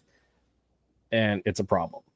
So, but what you guys are doing is a beautiful thing because, again, having a legacy document, having a living document that people can reference back to, this is how you have core instruction that can be built upon generation after generation after generation. Because being a student at Arnie GM Bobby, as I am also a student at Arnie Dr. Kelly Warden, is GM Bobby with his curriculum, you have his set levels 1 through 7, it's a clear curriculum. And everybody should be to standard at that curriculum. After you hit your level 7, you can start adding the things that you already do anyways, but it still comes back to you still got to be able to do the base format of the curriculum of Balintawak. And Modern Arnis has that opportunity, but it has to come to the agreed upon curriculum. And I feel like the majority, what you guys are doing by having a majority consensus of a curriculum living document that helps create that opportunity of here's the foundation, and then you can grow with your different aspects and different trees. But the majority agreed upon helps establish that. And it's important. And it's also serving of the community and not self-serving. Absolutely. You know, one of the greatest challenges for Balintawak will be when Bobby's no longer with us. Yeah. And I finally met him at his 70th birthday bash. I don't know what took me so long, but I met him. Of course, there's 150 of us there. Big pig roast. And and of course, getting him alone was just not going to happen. So he's to watch him do karaoke. Yeah. No, I don't it's amazing. It's amazing, by the way. But he's sitting down. I went up and I shook his hand and I said, GM Bobby, I said, I'm so sorry. I said, I'm nobody. I studied with Remy for 20 years. I've heard nothing but everything about you. And I finally wanted to meet you. So I'm holding his hand, which is the softest hand I think I've ever shook, which really freaked me out. Being a 60-something plus veteran year stick fighter, right? He wouldn't let go of my hand.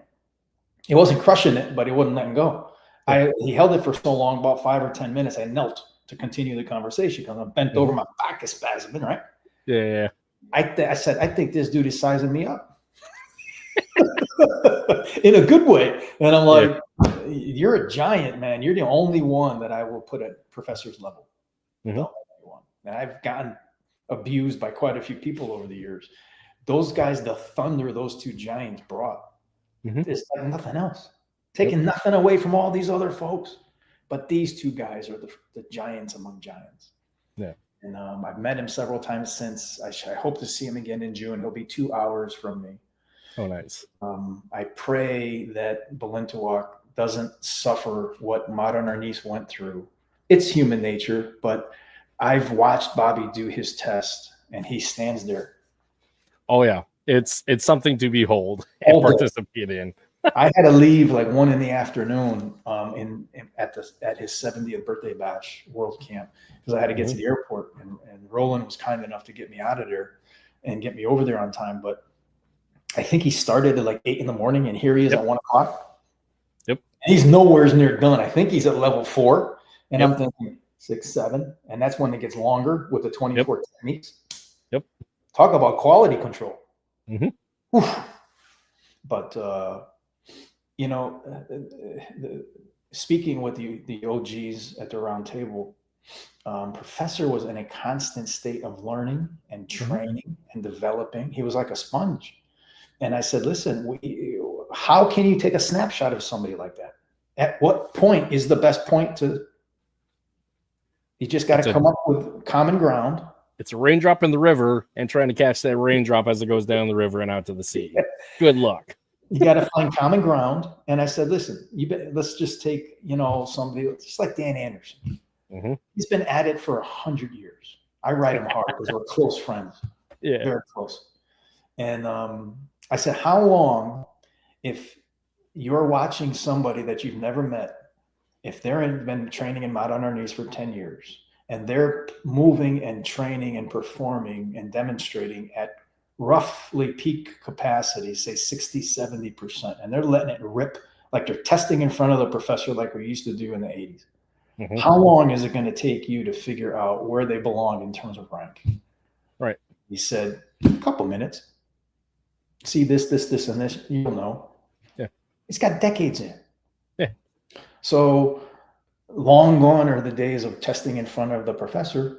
But I said, guys, if we use a base core curriculum, which the Western mind really appreciates the black and white aspect of a curriculum. One of the first things the masters were requesting of the masters when Professor died was, can you please draft a curriculum?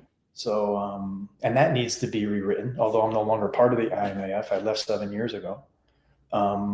There's nothing wrong with it, but if the curriculum looks a little different from one OG to the next, that's not a bad thing. That's what the man wanted.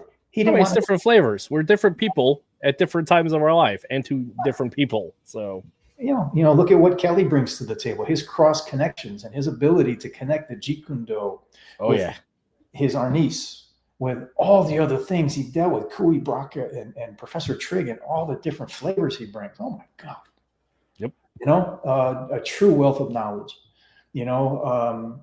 And then you look at somebody like Ray with all his different diverse backgrounds with Kali and Arnis and Sayak, and Bruce has a unique background. Roland has a unique background. We all do. That curriculum should look a little different.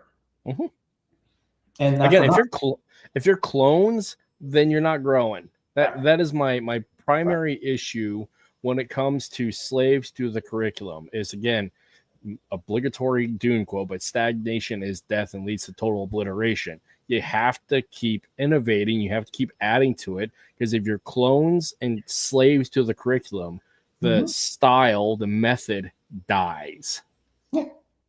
So it's important. It's necessary. And also it's necessary to accept, like, the man was also infallible. The man was a different person at every time of his life. And again, you're catching snapshots, like you said, and an ever-moving target. So he was empowering. He had a tractor beam on him like nothing I've ever seen. Yep. Would remember names and things. And so, my God, Kurt, how are you? How was the wife? If you have a son and or a daughter, he would kind of remember who they were, what their sports they were in. He did this with everybody in the room, not just the host.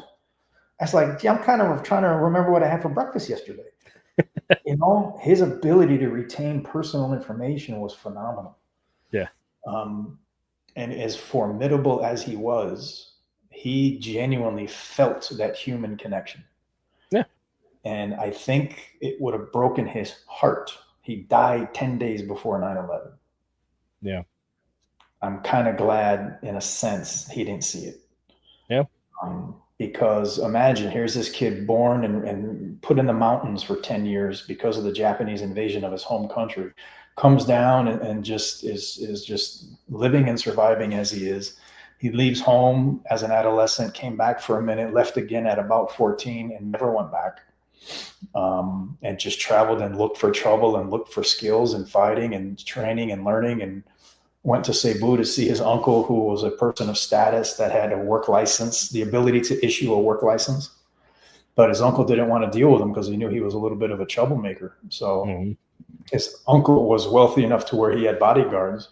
So Professor goes to the store, gets a pipe and wraps it in newspaper, disguises it, mysteriously gets past all 4 bodyguards.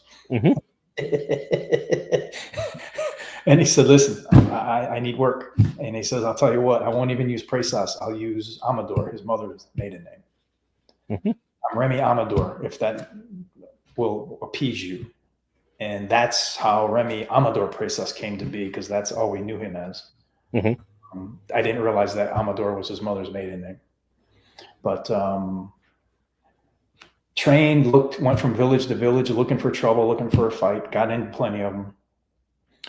And after all those years, to see just how personable and gentle he could be was really a wonderful example for me to that phrase we talked about earlier about the more dangerous we become, the more gentle we must also become. Yep. He lived it. And none of us are perfect. Neither was he. But what an example. And, you get that phone call, I am at the airport. No warning. What do you mean you're at the airport? Which airport? The one right down the street from your house. Guess we have a house guest for the next week. Or the weekend, and or once he does the seminar, you're not sure when he's leaving. Yeah. So, never heard that guy. It is interesting, the power and beauty that these men and women have in our lives. And the risk that we run into, of course, is the cult of personality. And then the attachment to said personality as one, awesome by association and validation and credentialing. But the other aspect of like seeing the human behind this person, behind this giant of a human being. That's the beautiful part about being involved in this community, or any community, but particular for FMA. It's beautiful to meet the human behind the stick, behind the knife.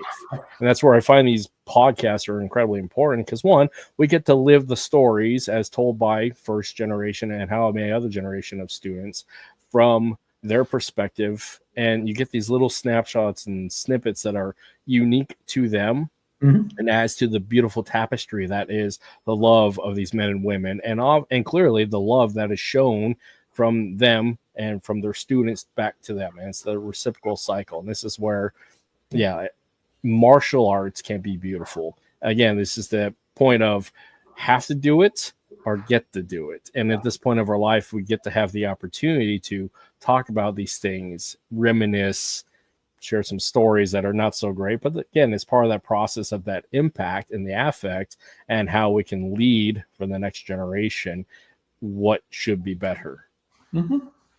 The Evolution Project is also setting the stage for the next generation, because I'm trying to get as much information archived outside of the efforts of folks like Dr. Kelly and Professor Dan Anderson and Bram Frank that have written many books and many videos.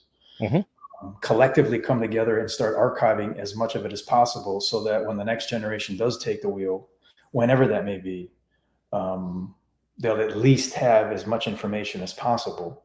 Because when you have something like Edmund Parker, he passed December 1990, dropped that heart attack right after his annual physical, 59 years old.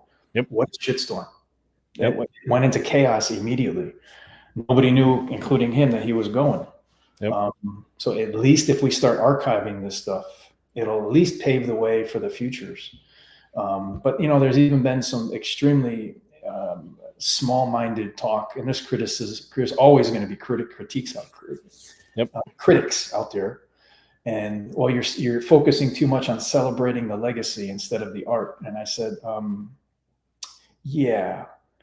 last I checked, something like the legacy camp, there's 21 to 24 hours of training. It's all day, Friday, Saturday, Sunday. There's only one come together dinner, and that's usually on Saturday evening, where we sit the whole camp down and offer to feed them for 2 to 3 hours of social time. So how is it that we're caught up in the past if we're actually training forward and evolving and learning and growing and sharing? We're reminiscing for a couple of hours, and there'll be a little story thrown in there when each on the floor. But I said, this is 21 to 24 hours of preserving the art and growing the art, and 2 to 3 hours of social family time. And I said, that's not getting stuck in the past. We're doing exactly what we're supposed to be doing. We're doing what we should be doing, and we're doing what he wanted us to do. Because if you had spent any time with this guy, he would tell you, take my art and make it your own and spread it and share it. And that right there is one of those hot topics that's been an interesting debate online. And I'm sure it's been a debate since day one of art within your art. And I mean, how can you not have an art within your art when, again, we just talked about this 10 minutes ago about core foundation, yes, is from the genius that was GM Remy, but every person's unique to themselves and does things every slightly different. And so, of course, they're going to make it themselves. It's not like you can delete all the stuff that you did before and just stay completely in that and only be in that forever. So, You think about this. When you buy something on Amazon, things might be a little sparser where you live, but I can go to Staples or Kohl's. Kohl's is a department store out here. And bring my Amazon item to the counter and get the slip and haul ass. So Amazon has inserted themselves in other businesses. Professor inserted himself in schools across the country starting in the mid-70s. Which is genius. He wasn't trying to open schools. No. He was trying to get his foot in the door and basically going to beat the shit out of the owner to win their interest and then start a program. So this dude was doing what 50 years ago what Amazon is doing today. And how did he do it? It became kind of a marketing thing. Mike Raplogo out of California, right around 80-81, dubbed it as this is becoming the art within your art, because he's not trying to open up a chain of schools. But you keep doing what you're doing, whatever your primary system is. He said, just please let me add my thing. And he says, you'll get better at what you're already doing. that's the whole spinoff on the art within your art. And there is, there's another vein out there that says, well, I teach pure Arnis. No, you don't. That kept changing constantly. Yep.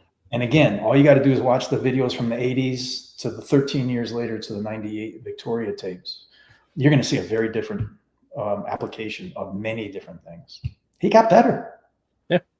That's the bottom line. He got smarter. He kept absorbing and pulling stuff.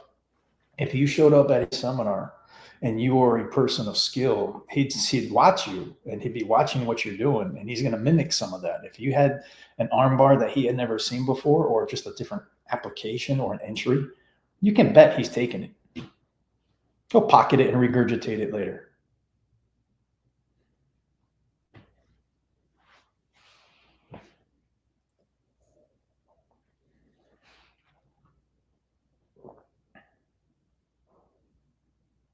Sorry about that. I have There my wife calling in. Oh, that's more important. Okay.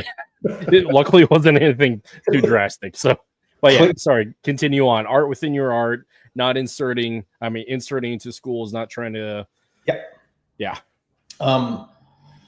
He knew he wasn't looking to open a chain of schools, but he needed to get his foot in the door because his ultimate goal was to make Modern Arnis the martial art of the world.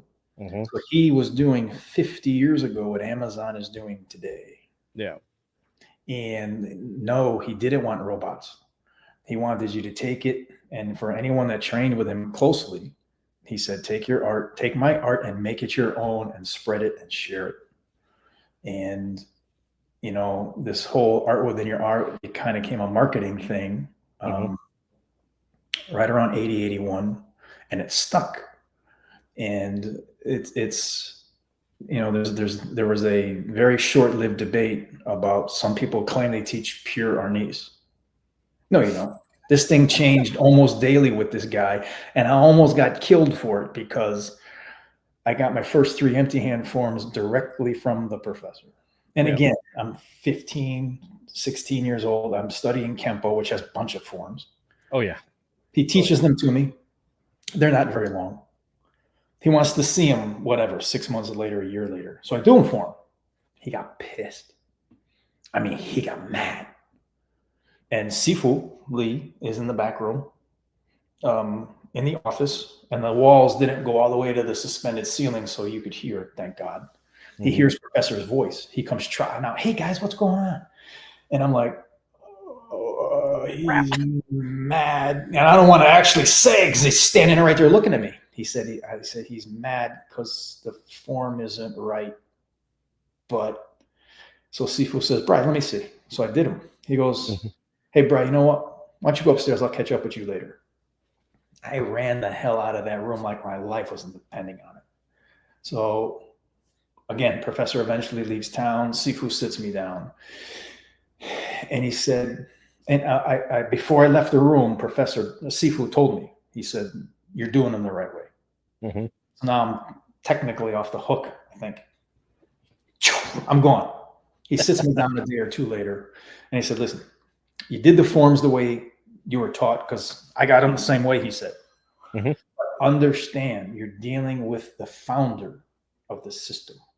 Whether he changed them conscientiously or he forgot them and he reinvented them, doesn't matter. He's the boss. What he says goes. You don't have to like it. This is reality. So if this ever comes up again, be it a technique, a form, a knife, a stick, an empty hand, if it's changed and he says you're doing it wrong, just say, yes, sir. Check, Roger, let's go. Brian, do you understand me? Yes, sir.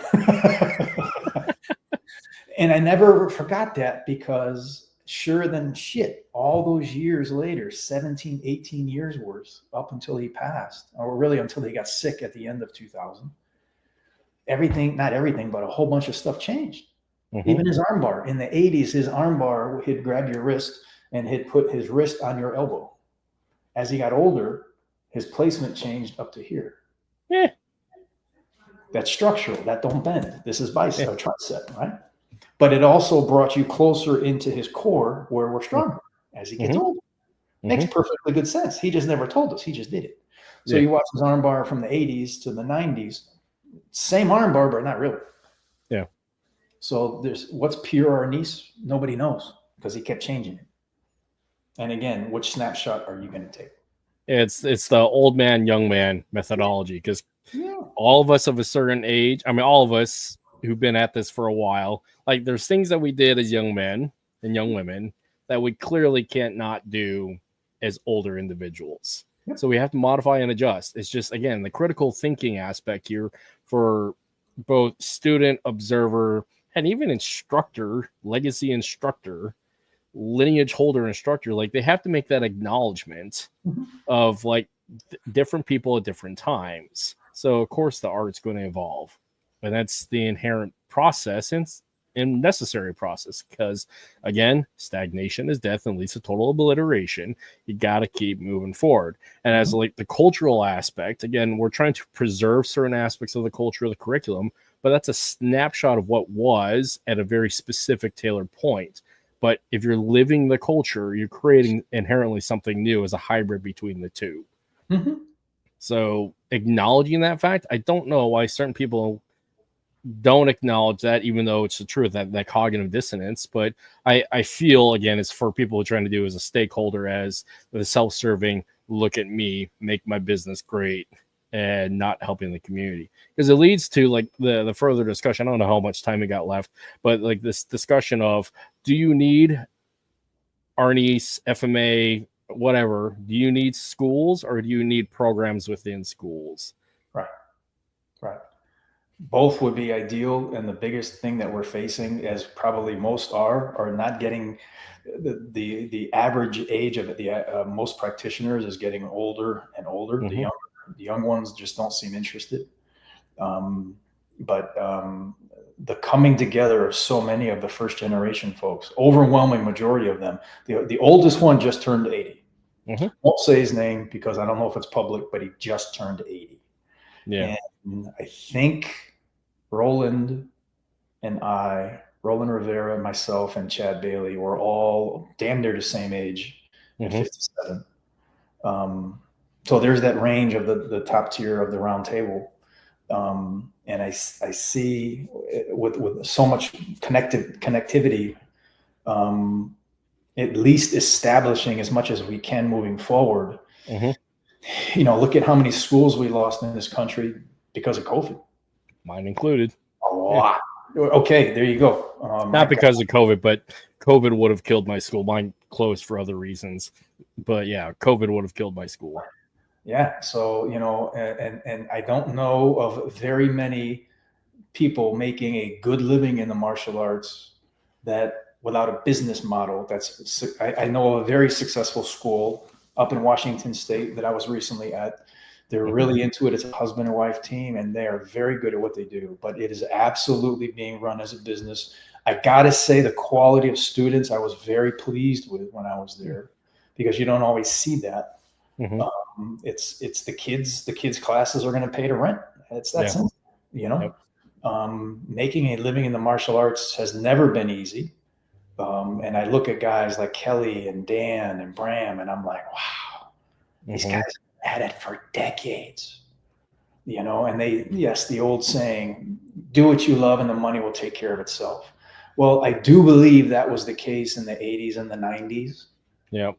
But since then, no, it's much, much more rare. You know, and when you look at these giants, not so much the level of Professor and GM Bobby, but you look at these lifers, Dan and Bram and Kelly, that have been at it for decades. They're still going, and it's getting a little harder because obviously the years are creeping up on them. Dan just retired from the school after 40 years, but he's still going to teach the Arnis and do the book work and the video work. But it has not been easy for these guys all these years. No. You know, and that speaks to what you were saying earlier. Some do it for a living. They have to, excuse me, they choose to do it, but they have to do it because that's their primary income. Others have a choice. Others use it as a hobby. Others have worked through, and now their primary career is over, and now they're fully engaged by choice, not by necessity. So I'm very thankful that the choices that I made. I didn't necessarily know exactly what I was doing and the future consequences at the time. I knew there would be a pension to be had in corrections, but how actively aware was I at the time? I wasn't. In hindsight now, oh my God, what a blessing. Yeah. But I tip my hand to anyone that's a full-time martial artist, whether they run a school, a brick and mortar school, or they're on doing the seminars, or they're producing blades or training equipment, videos, books, whatever. And you talk about having to go at it damn near 7 days a week. Yeah. So the thought of future Arnis schools, I can only hope that we can keep this going with that art within your art approach, meaning that extra program at the local school. Dan is going to be teaching at a Taekwondo school in Gresham. Yeah. Yep. Because he needs a space, and makes sense. But that's how we got to this point. And I'm hoping if enough of us are doing it, that there's enough of programs out there, be it a club or a program within a school, we can carve out enough of a niche to keep this thing going. No, it's a conundrum. It's always been a conundrum, but the stakes are so much higher in this day and age with the economy and everything. I just hope there's enough of an interest there, and we can somehow figure out how to ignite the interest of the youngsters. Honestly, twofold that I look at is one, FMA is always going to work against the issue of without a competitive outlet, it's going to take a second seat to boxing, Muay Thai, Jiu-Jitsu, period, MMA, period. Because trying to sell it to parents is like this obscure 1% of the 1%. Best of luck. Because I remember competing back in the 2000s at NASCA. I was one of two people doing open stick forms at these international level tournaments. So, and the other place where I see FMA really gain its highlight and showcasing is actually in the stunt community. Because these people want to learn this stuff to make it look good because it's professionally necessary for their work, and they're not actually having to use it. So they have the opportunity to let it grow and inspire, where you get to see it all over the place. As in the day in, day out, actually going to utilize it in the field as a profession of arms. Again, small cross section, but for the public inspirational aspect, yeah, stunt community, because we don't have the combat sports community because it's just not going to happen, unfortunately. Right. It's the stunt community that can see where FMA moves forward, and by extension, Modern Arnis. And when I see like the youngsters, guys kind of my age and younger, or like the three of them keep pushing it forward. I mean, shout out to Chris Chu, Cameron Bird, and Noah King. Like those three guys, like they're pushing it. And at a bit of a resistance of some other people in the older generation, trying to put them underneath their guidance, thereby controlling their growth. But like it's those guys that are seeing moving forward. But there's also like that hybrid generation in between, like Gruturu, Kuroj, Belton Lubis, my instructor, who Datu Kelly has said quite publicly he's going to pass his Datu title on to him when he fully retires. But even then, Belton is a multifaceted martial artist who does everything. So it's inherent. What's going to happen is you have Modern Arnis core, but you're going to do everything else. So at least this discussion from this other side of, is it truly Modern Arnis? And the answer is yes, because it's just the nature of the beast. You know, and look at how diverse Kelly's background is. Oh yeah. And Belton's background is different. It just includes what Kelly's been teaching. And I met Belton a couple of times, and he told me, I'm not sure who told me, if it was Kelly or Belton, but that Belton would be the heir to the tattoo title. And I said, listen, I have plenty of fire left in me. He said, someday, whenever that may be, hopefully it's no time soon when we don't have Kelly anymore. I said, I'll be more than happy to stand beside you and do whatever we can. Humble, highly skilled, personable. He's got all the tools, personally and professionally. But yes, that will change that aspect of Modern Arnis. I've tweaked it. I got harassed and stalked for about 6 years because I was told you've innovated between your Kenpo, not so much the Kenpo, but your tactical training, your little bit of Tai Chi and boxing. I've never competed in the ring. And your Arnis, you're not just teaching what Professor gave you. He said, you need to label it and get it out there and take the title Grandmaster. And I playfully say I got stalked and harassed for 6 years by 2 other Grandmasters. And finally got tired of hearing about it because the first one recruited the second one who's got an even bigger voice to tag team. And I finally just gave in. I said, you know, what's the difference? It's only a title. He goes, yeah, you don't understand the level that you're dealing with here and affect that you can have by doing this. He says, we got 15 years on you. Just shut up and do it. So I finally acquiesced. Of course, I reduced it to GMZ because I'm not big on titles. The biggest, most important title I think I have in my life, is hands down is dad. You know, the rest are cool, but you're a dad yourself. So, you know, internal affairs captain and this and that and grandmaster and Lakan, Sampu and all that. Those are wonderful things. But the real ones, man, DAD. But I finally caved in and started to grow into that role. And it's been a hell of a journey, a very rewarding journey, but learning more about people, about yourself, and realizing what's more important is the people within these arts and systems. And regardless of why anyone's training, that personal connection was far stronger than any connection we had on the mat with the professor. Yeah. It was very, the connection on the mat was obviously very physical and martial, but that personal connection that he made, it was, he put his heart and soul into every single teaching event. Yeah. He taught every single class personally, unless he was injured or sick. And again, hell of a role model, not saying he was perfect because he wasn't. I know there's a lot of people out there that have some sour grapes having had dealt with him. I get it. We're human. But that personal connection was powerful, and it speaks to tying all of this together. And hopefully, even though it's going to change as the generations change, and, you know, like we said, Belton's background versus Kelly's background, Belton will take it in his direction. And I'm completely confident he's going to rock it. But that has to be, that's part of the evolution. That's the learning. You know, this cookie cutter ain't going to cut it. So I've learned to embrace these differences and welcome them instead of saying, well, that's not really how we do it. It doesn't matter if that's how we do it. You know, your instructor and his influence, you know, is going to be a little bit different than the next person's. And when you have something this big that's literally worldwide, both in Bobby's case and Professor's case, you've got different cultural people converging. They do things differently. You know, I don't know if you know the name Dieter Knuddel, Grandmaster Dieter. He's got curriculum up to and including 10th degree. Written. Who does that? When you... I've had the privilege of sitting on a couple of testing boards with him.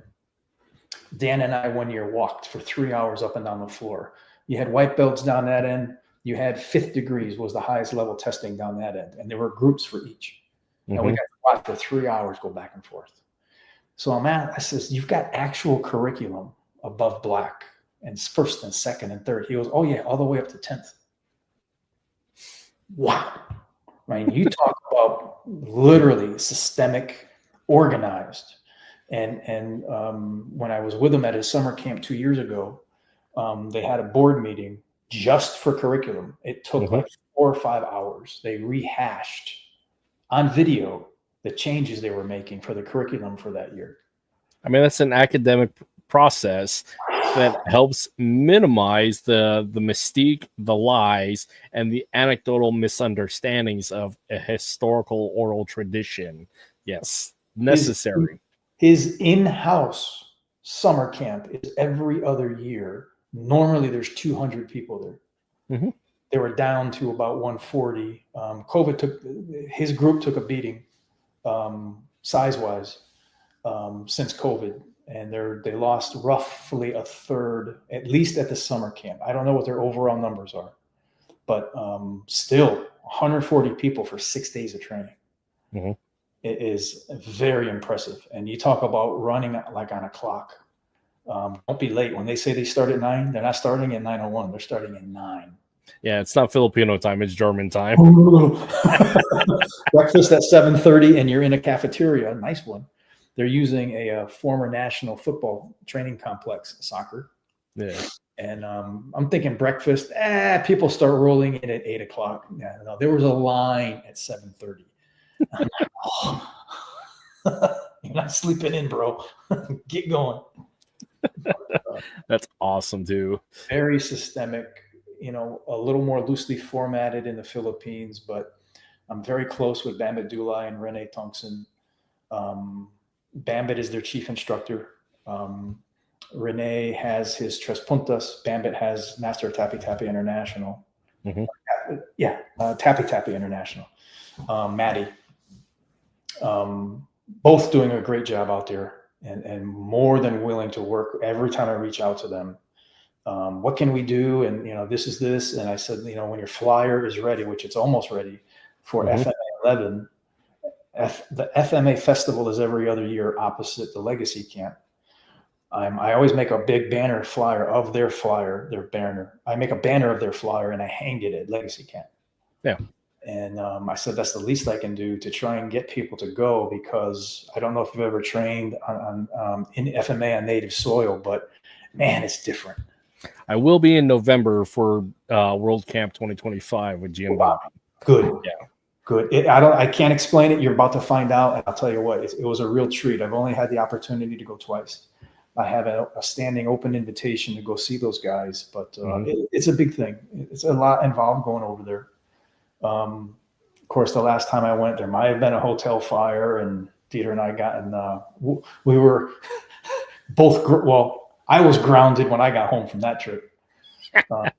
We were never in physical danger because we saw the smoke coming through the hallway from the casino into the hotel area. And we just trotted outside. But he's taking pictures outside the hotel on a Sunday morning. There's flames in the background. The fire trucks are showing up. These guys roll up with coffees in their sandals because they're not professional. They just pour water from the outside. They don't go in like we do in this country. They don't have the training or the technology. So he's snapping pictures and posting them. Dieter, what are you doing? You're on Facebook with my wife. She'll kill us both. I haven't talked to her yet. And he's like, this is good stuff, because Dieter's a professional photographer. Yeah. He take pictures like none other. And he just click. Oh, fuck. Took me, I don't know how many days to calm my queen down. And then when I get home, she goes, I know your ranks and your titles. You're grounded.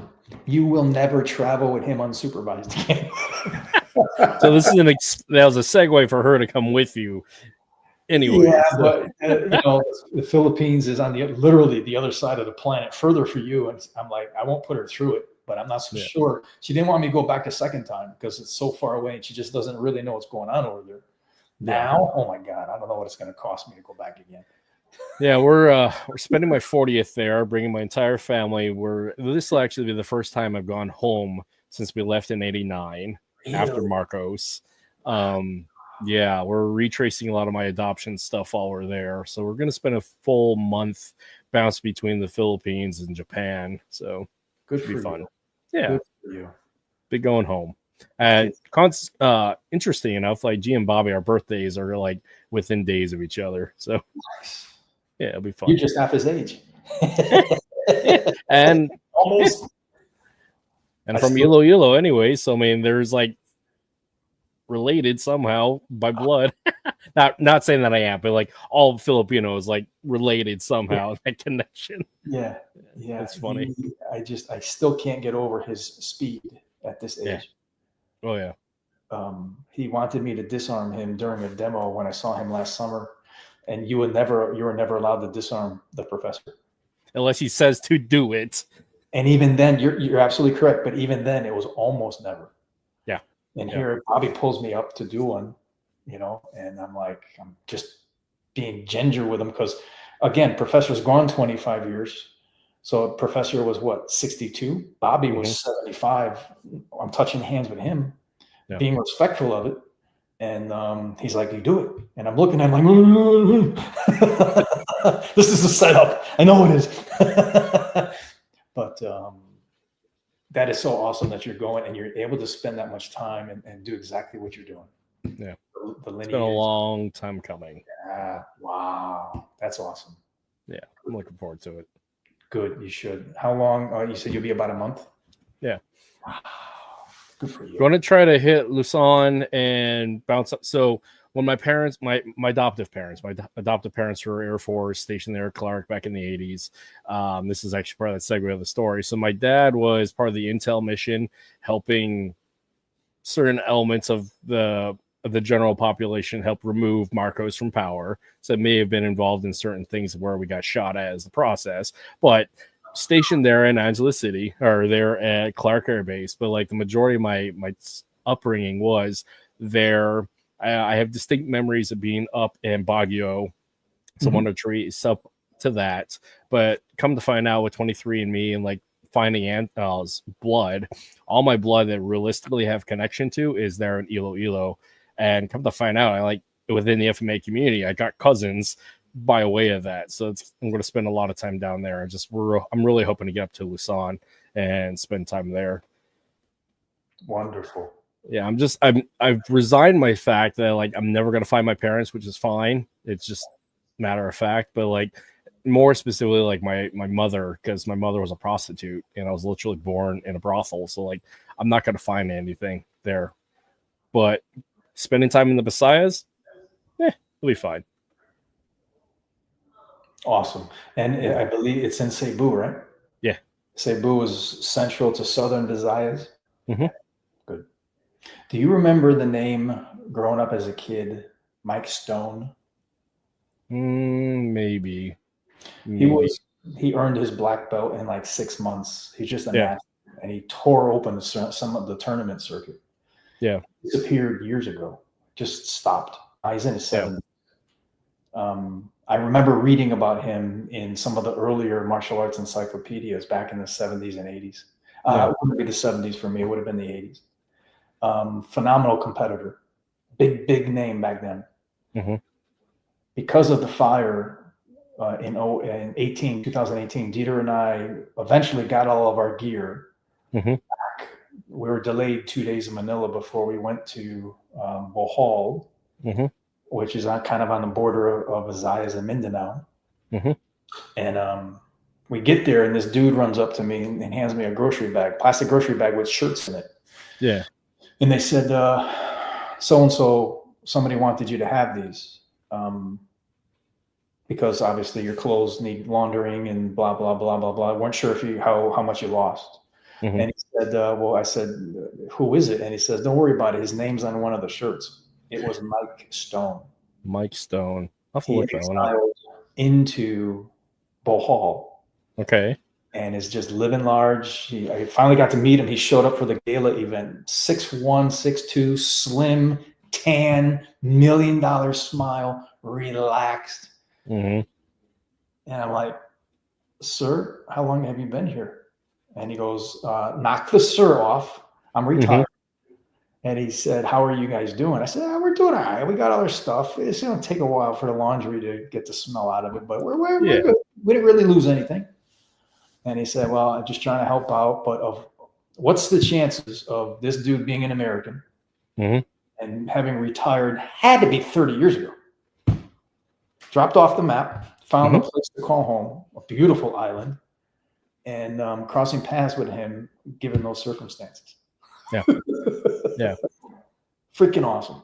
That is awesome. I mean, that's the cool thing about like the FMA community, especially online, is we are such a small community that we have a lot of like interaction, and you can throw up the bolo and say, hey, I'm in town, rally the homies, and we can all show up. And that's the real opportunity that we have to grow and build a lot of strength. But it's also a dangerous space when we mess up.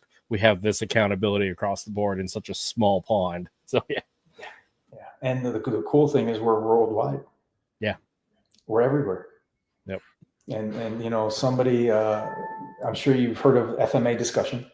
Oh yeah, Dean yeah, a little bit. Dean, I don't know who contacted who, doesn't matter. But Dean had me on a couple times for different reasons, a couple different people, and then once myself. He said, Dean lives less than 1 hour from where I'm sitting. Right. He goes, you're telling me there was Modern Arnis in Connecticut in 1982? Yep. He didn't know about until the 90s. Yeah. He goes, how did I not know this? I said, Dean, I says, it's easy for me to say you're old, even though I'm older than him. I said, we had yellow pages. We had phone book. And no internet. How are we communicating? Written mail and telephone. Yep. How were you supposed to know? We sent out mailings. We didn't send out emails. No. And the emails really didn't start until 92, 93. But as entrenched as he was all those years, he never realized there was that level of FMA activity an hour from his house. Just don't know. You just don't know what you don't know. And also, if you're not looking, you don't find it. And on top of all that, some people are really good at hiding. Because like here in Homer, actually just recently, one of the Sarada instructors moved here in town. I connected with him a few years ago, but like for the longest time, I was the only FMA guy, especially here on the peninsula. Now here in the state, there's like 6 of us because you got Pakiti Tercio with Jason Nardi down in Juneau. You have Balintawak up in Anchorage with Dr. Hugh. You got me down here. I think there's a Dos Pares guy up in Anchorage. And then here in Homer, town of 5,000, there's me and GM Virgil, who it's like, well, what are the odds? Awesome. Yeah, it's fun. It's been an amazing journey. Very thankful. Trying to put in more than I got out of it, and that's no small task. It's been good to me. A lot of painful lessons, but you know, we live and learn. And very thankful to be where I'm at with all of these amazing people around, working together. You know, and all my events, I tell them all the same thing, and they know this because most of the roundtable folks have already been to Connecticut to teach. I said, listen, same thing applies. Leave your attitudes and your egos at the door. You can pick up a couple when you leave, but there was no issues when Professor was teaching. You were there to listen to him and participate. We were all doing the same thing at the same time. And I said, we're going to keep doing that. All instructors are required to be present throughout the seminar. You're not going to come down and just teach and disappear again. I'm not saying they need to be on the floor. I'm saying all y'all need to be there. Yep. You can peddle your wares between sessions or during lunch or dinner, but we're not giving private lessons while there's an actual class going on. That ain't happening. If you want to get there early or stay late, hell, you can go to my house if there's no room at the hotel. I'll help you, but we're not compromising the workouts, the official workouts. And I said, I'm simply doing what the professor did because when we're all there doing the same thing together, the energy is the higher. Yeah. There's no breakout sessions. There's no side conversations. And I said, if anyone has an issue with it, please let me know. I'll hear you out. Probably not going to go along with it. I'll at least listen to you. But they said, dude, we get it. We get it.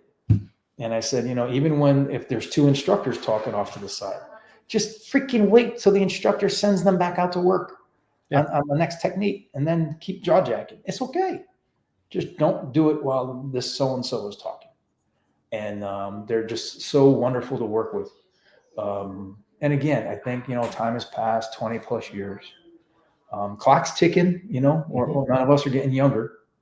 And there's a real good opportunity to come together and at least, if nothing else, do the best we can, but also set the stage for the future.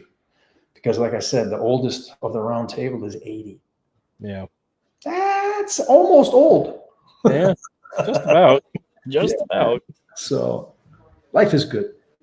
It's awesome. Well, I appreciate your dedicated service. And I know the community is appreciative of your dedicated service and continued service to keep pushing this forward and not letting this beautiful gift that GM Remy gave to the world, like outside of the circle, like of FMA, like people don't understand like his importance as to like how martial arts evolved in the States and more importantly the world, because it's undescribable of like the level of impact. And more so with the continuation of that influence through his students and seniors that keep pushing this forward. So I appreciate you doing that, because like without it goes away. We need it. Yeah, I can't thank you enough for your time, and please keep doing what you're doing. Enjoy your time in the Philippines. Hopefully it's well worth your time, and in here. Hopefully get some training time in. I can't imagine what it would be like training with Bobby on native soil. Oh, it's good. I'm looking forward to it.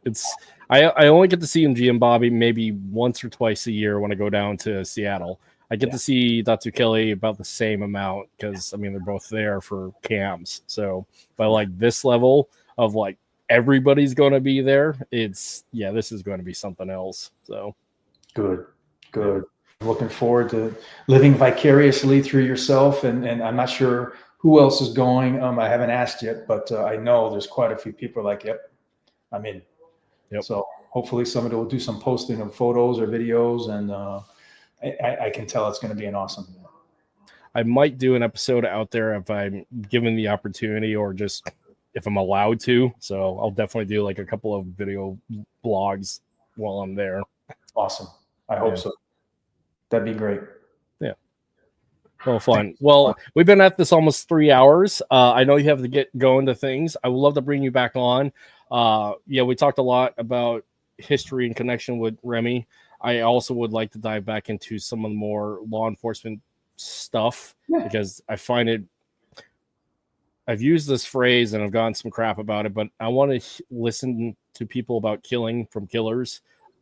And it goes from both sides of the aspect of people who have had to deal with those people and people who have actually done it, because it helps dissuade some of the romanticism and fantasy that we often see in our community. Because I would love to talk about is the reasons why some people, to include myself, teach offensive knife and why that is a problem for certain.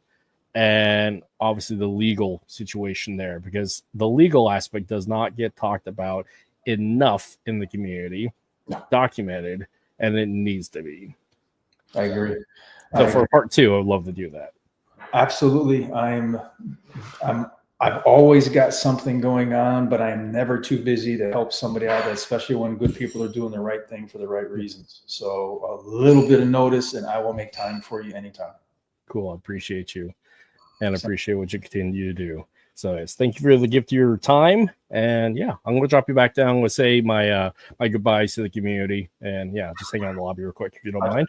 All right. Thank you. Appreciate you. All right, everybody. That was 2.5 hours. Yeah. It's hard to describe like the amount of data that just came through in this conversation. I'm a little out of practice, like talking on the cuff like this, but like, dude, there was so much that was going on in this conversation and just in the bigger impact of what it entails. So like everything else, apologies for the little hiccups in the beginning and whatnot, but I'm going to edit this in post. So everybody have a wonderful rest of your afternoon. Keep training, keep sharing, keep doing all the things. Help me with the podcast by sharing it and all those things. But in the meantime, have a wonderful day, and I'll catch everybody later. Bye.